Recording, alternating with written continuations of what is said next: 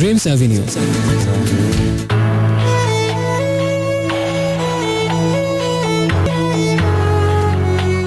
Hello friends, শুনছেন সবসময় radio আমার 88.4 FM আর শুনছেন এই মুহূর্তে আপনার মধ্যরাতের আগন্তুক বন্ধু আজকে এবং শুক্রবার রাত 11টা মানি সময় হয়ে যায় একটা কিছুর জন্য অন্য পৃথিবীর যে প্রান্তে যা কিছুই ঘটুক না কেন এই মুহূর্তে বাংলাদেশের এই ছোট্ট একটা দেশের ঢাকা শহরের এখন আমি যেখানে বসে আছি এখানে অন্তত একটা বৈপ্লবিক না খুব সাধারণ একটা ঘটনা হয়তো ঘটে যায়। সেটা হচ্ছে যে প্রত্যেক শুক্রবার এই সময়টাতে আমি আসি এবং আমাদের কিছু ভালো লাগার মুহূর্ত একসাথে কাটানোর সময় শুরু হয়ে যায় এবং শুরু হয়ে যায় আমাদের মনের কথাগুলো বিনিময় করা, শুরু হয়ে যায় আমাদের স্বপ্নগুলো ভাগাভাগি করে নেওয়ার। তাই আজকেও সেটা শুরু হয়ে যাচ্ছে ঠিক রাত 11টা এবং চলবে রাত 2টো পর্যন্ত। আজকেও আমরা যথারীতি অনেক গান শুনবো, অনেক কথা বলবো, অনেক অনেক কিছুই হয়তো হবে, সেগুলো জানার জন্য সাথে থাকুন। তবে আজকে একটু ডিফারেন্ট কিছু করতে যাচ্ছি। অনেক দিন পর একটা স্পেশাল এপিসোড করবো, যেটা আগে এক সময় অনেক করতাম। ইনফ্যাক্ট আমার খুব প্রিয় হচ্ছে এই ধরনের এপিসোড। সেটা হচ্ছে ট্রিবিউট টু 90s। এরকম এপিসোড আমি অনেকবার করেছি এবং আমি যতদূর যদি ভুল না করে থাকি এরকম এপিসোড আপনারাও বেশ সানন্দে গ্রহণ করেছেন। তো আজকে অনেক দিন পরে এই এপিসোডটা আবার করছি। 90 দশকের দিকে আবার একটু আমরা ফিরে তাকাই এবং বিশেষ করে ওই 10 বছর আমার কাছে যেটা মনে হয়, যেটা অনেকবার বলেছি আমি অজস্রবার, যে বাংলাদেশের ব্যান্ড মিউজিকের জন্য ওই 10টা বছর ছিল অসাধারণ 10টি বছর এবং ওই 10 বছরে আমরা অসাধারণ সব ব্যান্ড পেয়েছি, অসাধারণ সব গান তাদের কাছ থেকে পেয়েছি এবং অনেক দিন ধরে স্ট্রাগল করার পরে বা অনেক পরিশ্রম করার পরে, অনেক লড়াই করার পরে ওই 10টা বছর তার একটা মজবুত প্ল্যাটফর্ম আমার মনে হয় যে সবার জন্য দিয়ে গেল। স্পেশালি যারা ব্যান্ড মিউজিকে চর্চা করে যা মানে তারপরেও করেছেন যারা, তাদের জন্য সবকিছু মিলিয়ে আমরা ওই 10 বছরের যে অসাধারণ সব গান, সেখান থেকে বেশ কিছু গান আজকেও শুনবো। আজকে একটু হয়তো যে গানগুলো কম প্লে করা হয়েছে আগে বা খুব বেশি হয়তো জনপ্রিয় বা প্রচলিত এমন গান একটু বেশি প্লে করার চেষ্টা করতে পারি। আর সে যাই হোক, বহুদিন পরে স্বাগত জানাচ্ছি তাই ট্রিবিউট টু 90s এপিসোডে এবং welcome to Dreams Avenue once again. Radio আমার 88.4 FM এর সাথে থাকুন। আর এর পাশাপাশি আপনার মনের কথা কিন্তু অবশ্য 80s 90s 70s মানবে না, যে কোনো সময়ের যে কোনো কথাই আমাকে বলুন, সেখানে আপনার কোনো বাধ্যবাধকতা নেই। আপনার মোবাইল ফোনের SMS অপশনে গিয়ে প্রথমে লিখবেন রেডিও আমার সংক্ষিপ্ত রূপ, যেটা হচ্ছে RA স্পেস দিয়ে আপনার নাম ঠিকানা এবং তারপরে কথাগুলো আর লিখে পাঠাবেন 6969 সেই নাম্বারটাতে। যে গানটা প্লে করবো এখন সেই গানটা হচ্ছে আমার কিছুই বলার নেই গানটা নিয়ে, শুধু শুনে যান অসাধারণ একটা গান।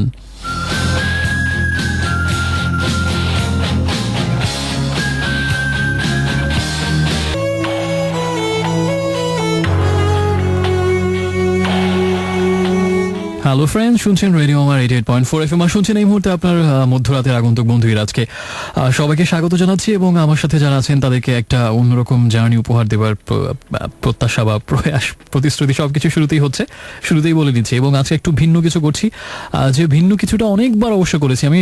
আমার মনে হয় সবচেয়ে স্পেশাল এপিসোড যেটা আমি বেশি করেছি সেটা হচ্ছে ট্রিবিউট টু 90s এবং এই জন্য যারা একটু দীর্ঘ সময় ধরে আমাকে শুনছেন নিশ্চয়ই নতুন করে ব্যাখ্যাটা দিতে হবে না। তারপরে যদি নতুন কেউ থাকেন তাদের জন্য বলছি যে আসলে স্পেশালি আমি বাংলাদেশের ব্যান্ড মিউজিকের একনিষ্ঠ ভক্ত, সমর্থক, অন্ধ ভালোবাসা একটা কাজ করে আমার এর জন্য এবং ছোটবেলা থেকে আসলে বাংলাদেশের ব্যান্ড মিউজিক শুনে শুনে বড় হওয়া। সো বুকের একেবারে ভেতরে লেগে থাকে বা একেবারে মিশে থাকে বাংলাদেশের সেই ব্যান্ড মিউজিক একদম শুরুর থেকে এখন পর্যন্ত যে ভালো ভালো ব্যান্ডগুলো অসাধারণ সব গান আমাদের উপহার দিয়েছে, তাদের প্রতি একটা বিনম্র শ্রদ্ধা এবং ভালো লাগা, একটা ভালোবাসা, অনুরাগ সবসময় কাজ করে। আর তারই অংশ হিসেবে আমার মনে হয় যে একদম সেই স্বাধীনতার পরবর্তী সময় থেকে আস্তে আস্তে যখন পপ মিউজিক জনপ্রিয় হওয়া শুরু করলো এবং ওই সময়টাতে আসলে একটু ভিন্ন কিছু করা বা পপ মিউজিক, রক মিউজিক করা, এগুলো ওই সময়টাতে অনেক বেশি সাহসী ছিল এবং সেরকম পৃষ্ঠপোষকতা তারা পাননি, সেরকম কোনো কিছুই আসলে তাদের অনুকূলে ছিল না এবং ছিল শুধুমাত্র সমাজের রক্তচক্ষু এবং সবার পাকা মন্তব্য যে যুব সমাজ ধ্বংস হয়ে যাচ্ছে, নষ্টামি করছে যুব সমাজ এবং ব্যান্ড সঙ্গীত মানে হচ্ছে বিকৃত কিছু, অশ্লীল কিছু, এরকম একটা ধারণা বহুদিন পর্যন্ত প্রচলিত ছিল এবং দেশের মেইন স্ট্রিম মিডিয়াতে তাদেরকে একরকম অপাঙ্ক্তেও করে রাখা হতো, যেটা খুব বেশি দিন আগের কথাও না যে কোনো একটা অনুষ্ঠানে ব্যান্ড মিউজিক থাকলে বা ব্যান্ডের একটা গান থাকলে মনে হচ্ছে এদেরকে আবার কেন ডাকা হয়েছে, অনুষ্ঠানটার ভাব গাম্ভীর্যটাই গেল, এরকম একটা ব্যাপার ছিল। তো সেই প্রতিকূল পরিস্থিতির সাথে লড়াই করে এবং অনেক কষ্ট করে এরকম ভালো মিউজিক ইন্ডাস্ট্রিতে সেরকম সাপোর্ট পেতেন না, টিভিতে প্ল্যাটফর্ম ছিল না এবং স্টেজ শো করতে গেলে অনেক কষ্ট করতে হতো এবং নিজের গাটের পয়সা খরচ করে প্র্যাকটিস করে অ্যালবাম বের করা লাগতো, এরকম অনেক প্রতিবন্ধকতা ছিল। তারপরে শুধুমাত্র নিখাত ভালোবাসা থেকে এবং হৃদয়ের আবেগ থেকে আসলে ওই সময়ের উত্তাল তরুণেরা তারুণ্যের সেই উদ্দীপনাকে পুঁজি করে শুধুমাত্র গানের প্রতি ভালোবাসাকে সম্বল করি তারা দীর্ঘ পথ পাড়ি দিয়েছেন এবং পায়ের নিচে একটা শক্ত মাটি এনে দিয়েছেন, এবং যে শক্ত মাটির উপরে দাঁড়িয়ে পরবর্তীতে আরও অনেকেই অনেক দিকে ডালপালা ছড়িয়েছেন। এবং আমার কাছে মনে হয় যে বাংলাদেশের সব কিছু যদিও বা গর্ব করার মতো না হয়ে থাকে, কিন্তু অন্তত এই জিনিসটা বাংলাদেশের ব্যান্ড মিউজিক আন্তর্জাতিক মানের, এবং এটা আমরা গর্ব করে বলতে পারি। তার বেশিরভাগ কৃতিত্বই আসলে ওই বিশেষ করে 80-র দশকের শেষ দিক থেকে শুরু করে যারা আসলে 90 দশকের পুরোটা দাপিয়ে বেরিয়েছেন এবং তাদের হয়তো বেশি, সেজন্য তাদের প্রতি এক ধরনের শ্রদ্ধা হিসেবে আমরা এরকম একটা এপিসোড করি। এবং ওই স্বর্ণালী 10 বছরের, যেটা 90 দশক বলি আমি, সেই 90 দশকে 10 বছরে যে আমাদের কাছে মনে হয় বাংলাদেশের ব্যান্ড মিউজিকের একটা স্বর্ণালী দশক ছিল। অসাধারণ সব ব্যান্ড, অসাধারণ সব গান, কোনটা রেখে কোনটা শুনবো এরকম একটা ব্যাপার ছিল। ওই সময়ের উত্তেজনা অন্যরকম, ওই সময়ের আবহ সব কিছুই ছিল অন্যরকম। একটা নতুন অ্যালবাম কবে বের হবে এটার জন্য আমরা চাতক পাখির মতো অপেক্ষা করে থাকতাম, কারণ ওই সময়টা তো টিভিতেও তাদের গান শুনতে পেতাম না, রেডিওতে তো প্রশ্নই আসে না, শুধুমাত্র কবে একটা নতুন অ্যালবাম বের হবে এবং সেটার জন্য দিন গুনতাম।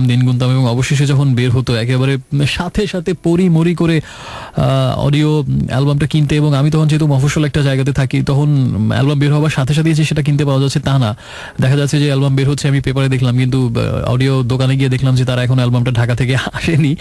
তো দেখা যেত যে তার পরের দিন যাচ্ছে হচ্ছে 1 সপ্তাহ পরে হয়তো অ্যালবামটা এসছে। এর মধ্যে 7 দিনের প্রতিদিনই যেতাম 2 বেলা করে, স্কুলে যাওয়ার পথে একবার, স্কুল থেকে ফেরার পথে একবার, যে ওই অ্যালবামটা এসেছে কিনা, এরকম একটা সময় ছিল। তারপরে কালে ভদ্রে বিটিভির কিছু নির্দিষ্ট অনুষ্ঠানে মাসে একবার হয়তো একটা ব্যান্ডের গানের আয়োজন থাকতো, এবং ঈদে কুরবানিতে বিশেষ অনুষ্ঠান হতো, তখন ব্যান্ড শো থাকতো 8টার খবরের আগে, 7:30টায় হতো। সবকিছু এখনো মনে আছে। সেই সময়টা আসলে অন্যরকম একটা উত্তেজনাকর সময়। ওই সময় যারা গান শুনতেন তারা নিশ্চয়ই আমার কথার সাথে সবকিছুই একবার ছবির মতো হয়তো এখনো চোখে ভাসে, আমার ইনফ্যাক্ট ভাসে সেই সময়টাতে ফিরে যায় এরকম একটা এপিসোড করলে। তো আজকে আমরা এই গানগুলো প্লে করবো, এবং আপনি যদি ওই সময়ের কোনো বিশেষ স্মৃতি থাকে, কোনো গান শোনা নিয়ে, কোনো কনসার্টে যাওয়া নিয়ে, বা ওই সময় একটা অন্যরকম উন্মাদনা একটা সময় ছিল, অন্যরকম মাতাল করা একটা সময় ছিল, সেই সময়ের যে কোনো কথাই, যে কোনো গল্পই তুলে ধরতে পারেন SMS এর মাধ্যমে। ওই সময়ের যে কোনো গান শুনতে চাইতে পারেন। আর এর পাশাপাশি সবসময় যা করে থাকেন, নিজের হৃদয়ের অর্গল খুলে দিয়ে একেবারে যা কিছু বলার আছে নির্দ্বিধায় যেভাবে আমাকে একেবারেই কাছের একটা মানুষ ভেবে আমাকে বলে থাকেন, আজকেও নিশ্চয়ই সেই সৌভাগ্য থেকে আমাকে বঞ্চিত করবেন না আশা করছি। সবকিছুর জন্য বা কাউকে যদি কোনো কিছু ডেডিকেট করতে চান তাও আমাকে জানাতে পারেন। SMS করার ঠিকানাটা একটু বলে দিই শুরুতে আরেকবার। আপনার মোবাইল ফোনের SMS অপশনে গিয়ে প্রথমে রেডিও আমারের সংক্ষিপ্ত রূপ যেটা RA সেটা লিখে, তারপরে স্পেস দিয়ে আপনার নাম ধাম এবং বাকি যা বৃত্তান্ত যা কিছু লিখতে চান সবকিছু লিখে আমাকে 6969 এই নাম্বারটাতে পাঠিয়ে দেবেন। প্রথম যে দুটো গান আমরা শুনলাম এবং ট্রিবিউট টু 90s স্পেশাল এপিসোডে, প্রথম গানটা ছিল ফিলিংসের তখনকার ভোকাল জেমসের একটা সোল অ্যালবাম বেরিয়েছিল, সেটা হচ্ছে 1997 সালে, দুঃখিনী দুঃখ করো না। সেখান থেকে একটা গান নিয়েছিলাম বিভাগী।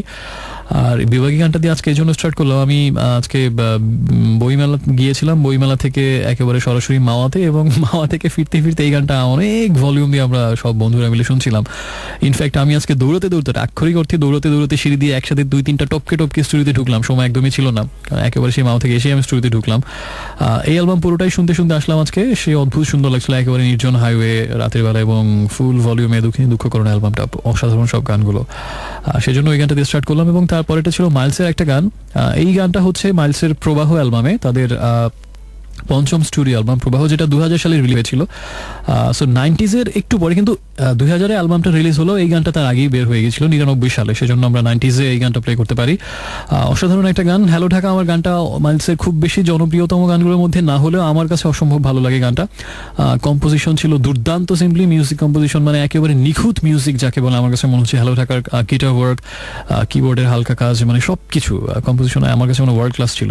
বিশেষভাবে লতিফুল ইসলাম শিবলি লেখা লিরিক্সটা আমার খুব পছন্দের, বিশেষ করে প্রথম লাইনগুলো। আমার কাছে মনে হয় যে ডেফিনেটলি আমি যদি বলার মতো কখনো সুযোগ আসে, আমি আমার ভালোবাসার মানুষকে এই লাইনগুলো আমি অজস্রবার শোনাবো জীবনে। সেটা হচ্ছে এই গানের প্রথম লাইনগুলো, যেটা আমার অসম্ভব প্রিয়, যে ভালোবাসা জানিয়ে দিলাম মেঘে ভাসিয়ে, তোমার জন্য ঝড়ে বৃষ্টি হয়ে, সাক্ষী আছে আকাশ ছোঁয়া দালান কোঠা বাড়ি, জানিয়ে দিলাম তুমি আমার প্রিয়তমা নারী। এই লাইনগুলো আমার খুবই প্রিয় এই গানটার, হ্যালো ঢাকা। সে যাই হোক, কিছু SMS আমি পড়ে ফেলে এই ফাঁকে। আমাকে সজল মুন্সিগঞ্জ থেকে জানিয়েছেন, আপনাদের জেলাতেই ছিলাম একটু আগে, 16 বছর আগে এমনই এক নরম বসন্তের রাতে, রহস্যের গন্ধ পাচ্ছি, সরসী আমার চোখ নিয়ে চলে গেছে, খুব কাছ থেকে দেখেছি বলে, খুব কাছে ছিলাম বলে। খুবই সুন্দর SMS, অনেক ইঙ্গিতপূর্ণ কথা আমরা এখানে খুঁজে পেলাম। কিছু একটা হয়েছিল আজ থেকে 16 বছর আগে এমনই এক নরম বসন্তের রাতে। হয়তো খুব বেশি ব্যক্তিগত আমি জিজ্ঞেস করলাম না, কিন্তু মনে হলো একটা অব্যক্ত ছোট গল্প আমাদের না জানা থেকে গেল, অজানা থেকে গেল। কবে জানবো জানি না। ক্যান্টনমেন্টের একা আমাকে জানিয়েছেন তার ফ্রেন্ড তার বই নিয়ে গেছিল পড়ার জন্য এবং সেই বইয়ের অবস্থা ছেঁড়াবেড়া করে ফেরত দিয়েছে। এটা এরা বই আমার একটা জিনিস, সেটা হচ্ছে যে কখনো কাউকে যত প্রিয় হোক না কেন কাউকে আপনার দিতে হয় না, দিলেই সেই বইয়ের 12টা বেজে যায়। এই ভিকটিম আমি অনেকবারই জীবনে হয়েছি। এবং সর্বশেষ ঘটনা বলি, একেবারে সর্বশেষ ঘটনা, আজকে বইমেলার ঘটনা। আজকেও আমাকে একটা বই কিনতে হয়েছে যে বইটা আমার কালেকশনে ছিল, কিন্তু এক বন্ধু এবং খুবই ঘনিষ্ঠ বন্ধু, তার নাম বলতে চাই না, ওই পাপিষ্ঠের, সে আমার বইটা নিয়ে 1 বছরের উপরে হয়ে গেছে বোধহয়, এখনো সে ফেরত দেয়নি। তো এবং এরকম আমার সাথে প্রায় হয়, আমার বন্ধুরা বই নিয়ে যায় এবং ওই বইটা আমি জীবনে আর দেখা পাই না দ্বিতীয়বার। তার ফলে যেটা হয়, আমি ওই বই আবার দ্বিতীয়বার কিনে ফেলি, কারণ আমার কাছে মনে হয় এতবার তাদের কাছে চাওয়ার থেকে আরেকটা কিনে ফেলা ভালো। তো আজকে বইমেলাতে আমি এরকম আমার সংগ্রহে ছিল আমার একটা বই, পরশুরামের শ্রেষ্ঠ পরশুরামের সংকলন একটা, সেটা আমাকে দ্বিতীয়বার কিনতে হয়েছে আজকে। Credit goes to my friend, যদি শুনে থাকে। আর পরিস্বপ্ন আমাকে SMS পাঠিয়েছেন, খুবই বিখ্যাত একটি কথা, না মানে আমি এর আগে শুনিনি, কিন্তু বোধহয় ওনার কাছে অনেক ভালো লেগেছে কথাটা। সেটা হচ্ছে যে in true love heart is one way road where beloved gets entrance but exit is impossible. ওরে বাবা। আর এবং একটা মুভিও দেখেছেন, লেগো মুভিটা দারুণ মুভি। এবং অবাক ভালোবাসা শুনতে চান ওয়ারফেজের গান সাইফুন নামের একজন বন্ধু, ট্রিবিউট টু 90s এপিসোডে। আপাতত আর SMS পড়ছি না, আমি চলে যাচ্ছি আমাদের পরের গানটাতে। ওয়ারফেজের অবাক ভালোবাসা না, অন্য একটা গান শুনবো। এটা হচ্ছে প্রথম অ্যালবামে ছিল, সেলফ টাইটেল অ্যালবাম, যেটার নাম ছিল ওয়ারফেজ। সেখান থেকে খুব সুইট একটা গান, বিচ্ছিন্ন আবেগ। আপনি আমার থেকে বিচ্ছিন্ন থাকবেন না, কানেক্টেড থাকুন হৃদয় দিয়ে, সমস্ত মন প্রাণ অন্তর দিয়ে।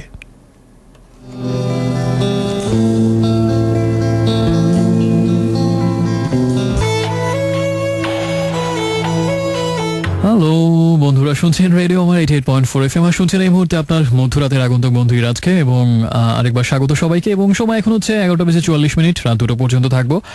বিশেষ একটা আয়োজন নিয়ে আপনার পাশে আজকে আমি আছি। আমাকে রাখুন আর না রাখুন, আমি চেষ্টা করবো আপনার সাথে থাকার, আপনার পাশে থাকার। সেখানেই আমার ভালোবাসা, সেখানেই আমার সার্থকতা, সেখানেই আমার প্রাপ্তি। অন্তত আজকে রাত 2টো পর্যন্ত আপনার পাশে আমাকে রাখুন। যে গানটা শুনছিলাম একটু আগে, সেটা হচ্ছে ঘুম ভাঙা শহর, এলআরবির গান, মাধবী অ্যালবামের। এবং এই অ্যালবামে থেকে বোধহয় আমি একটা কুইজ ধরেছিলাম গত উইকে শোতে, যে একটা গান প্লে করে বলেছিলাম যে মূল ভার্সনটা, শেষ চিঠি গানটা এই কোন অ্যালবামে ছিল বলতে বলে, তার জন্য স্পেশাল কিছু থাকবে। তো একজন উত্তর দিয়েছিলেন একেবারে শেষ মুহূর্তে, আমি ঠিকমতো কথা বলতে পারিনি ফোনে তার সাথে। সে যাই হোক, আজকে যে স্পেশাল এপিসোডটা করছি তার নাম হচ্ছে ট্রিবিউট টু 90s, এবং 90 দশকের অসাধারণ 10টা বছরের অদ্ভুত সব সুন্দর গানগুলো যে ব্যান্ডের, সেগুলোই আমরা শুনছি। এবং এটা তাদের প্রতি এক ধরনের শ্রদ্ধা হিসেবেই বলা যায় যে এই ধরনের আয়োজন করা। সেটা আগে অনেকবার করেছি, আজকে আরেকবার হচ্ছে তার ধারাবাহিকতা। এবং আমরা ওই সময়ের দারুণ কিছু গান শুনবো।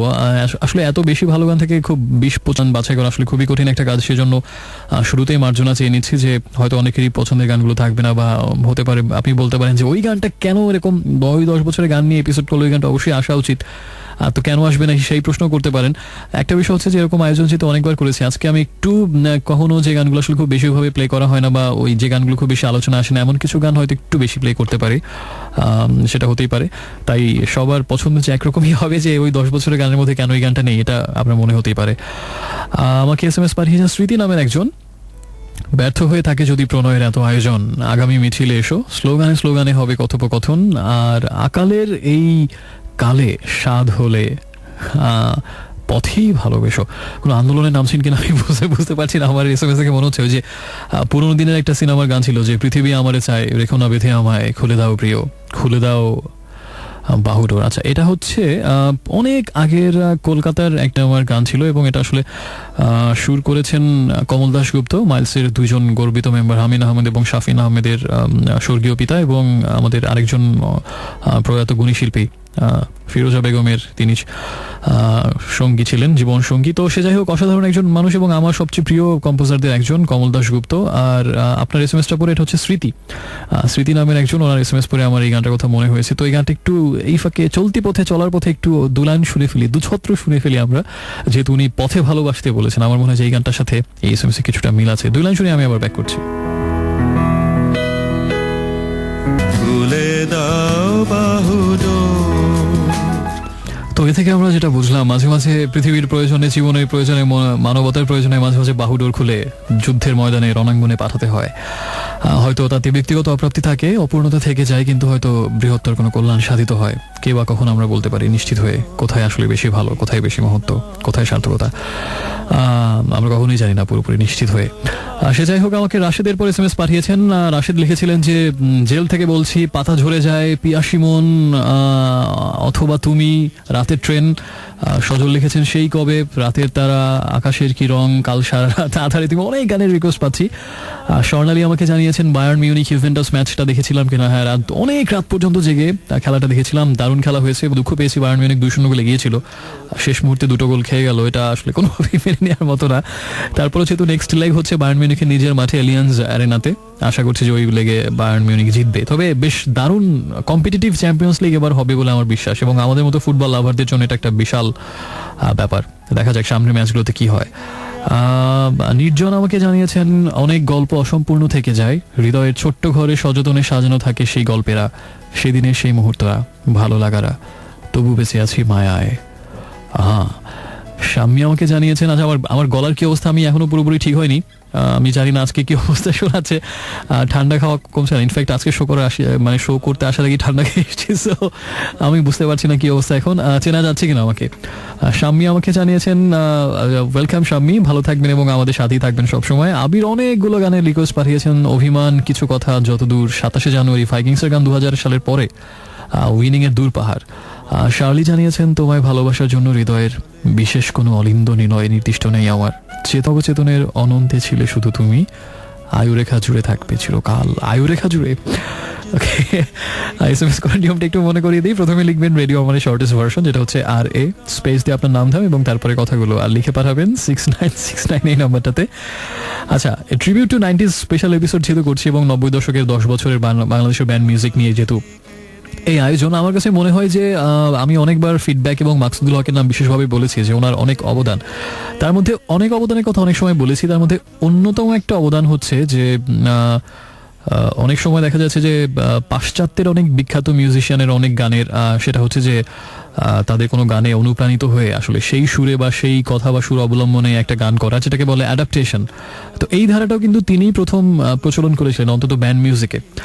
এবং সেক্ষেত্রে আমার মনে হয় ফোক মিউজিককে মডার্নাইজ করার ক্ষেত্রে যেমন ফিডব্যাক বা মাকসুদুল হকের সাফল্য অনেক বেশি, এবং আমার কাছে মনে হয় যে আসলে অনেক বিখ্যাত গানের বা অনেক ভালো বাইরের কোনো সুরের বাংলা অ্যাডাপ্টেশন সেটাও তিনি প্রথম করেছিলেন আমার জানা মতে, এবং সেটা হচ্ছে বঙ্গাব্দ 1400 অ্যালবামে, যেটা 1994 সালে রিলিজড। সেই অ্যালবামের একটা গান ছিল ভীরুমন, একটা গান ছিল ভীরুমন, গানটা আমি এখন প্লে করবো। এবং ভীরুমন গানটা হচ্ছে, আমার সিঙ্গারের নামটা মনে নেই, 94-তে দেখেছিলাম, সম্ভবত মূল গানটার নাম ছিল dynasty or honesty, something like that. সেই গানটার সুর থেকে অ্যাডাপ্টেশন করা হয়েছে এই গানটা ভীরুমন, এবং এই ব্যান্ড মিউজিকের ধারার এটাই প্রথম গান।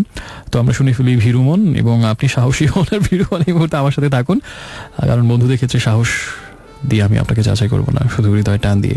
সাথে থাকুন, একটু পরে ফিরছি।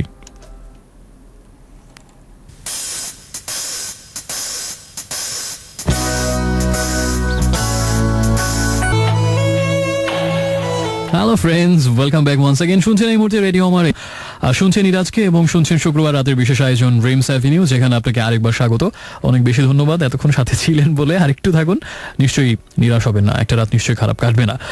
আজকে আমরা একটা বিশেষ এপিসোড করছি যার নাম হচ্ছে ট্রিবিউট টু 90s, এবং বিশেষ করে বাংলাদেশের ব্যান্ড মিউজিকের জন্য 90 দশকের ওই 10টা বছর আমার কাছে মনে হয় অসাধারণ, অত্যুজ্জ্বল এবং অতি গুরুত্বপূর্ণ।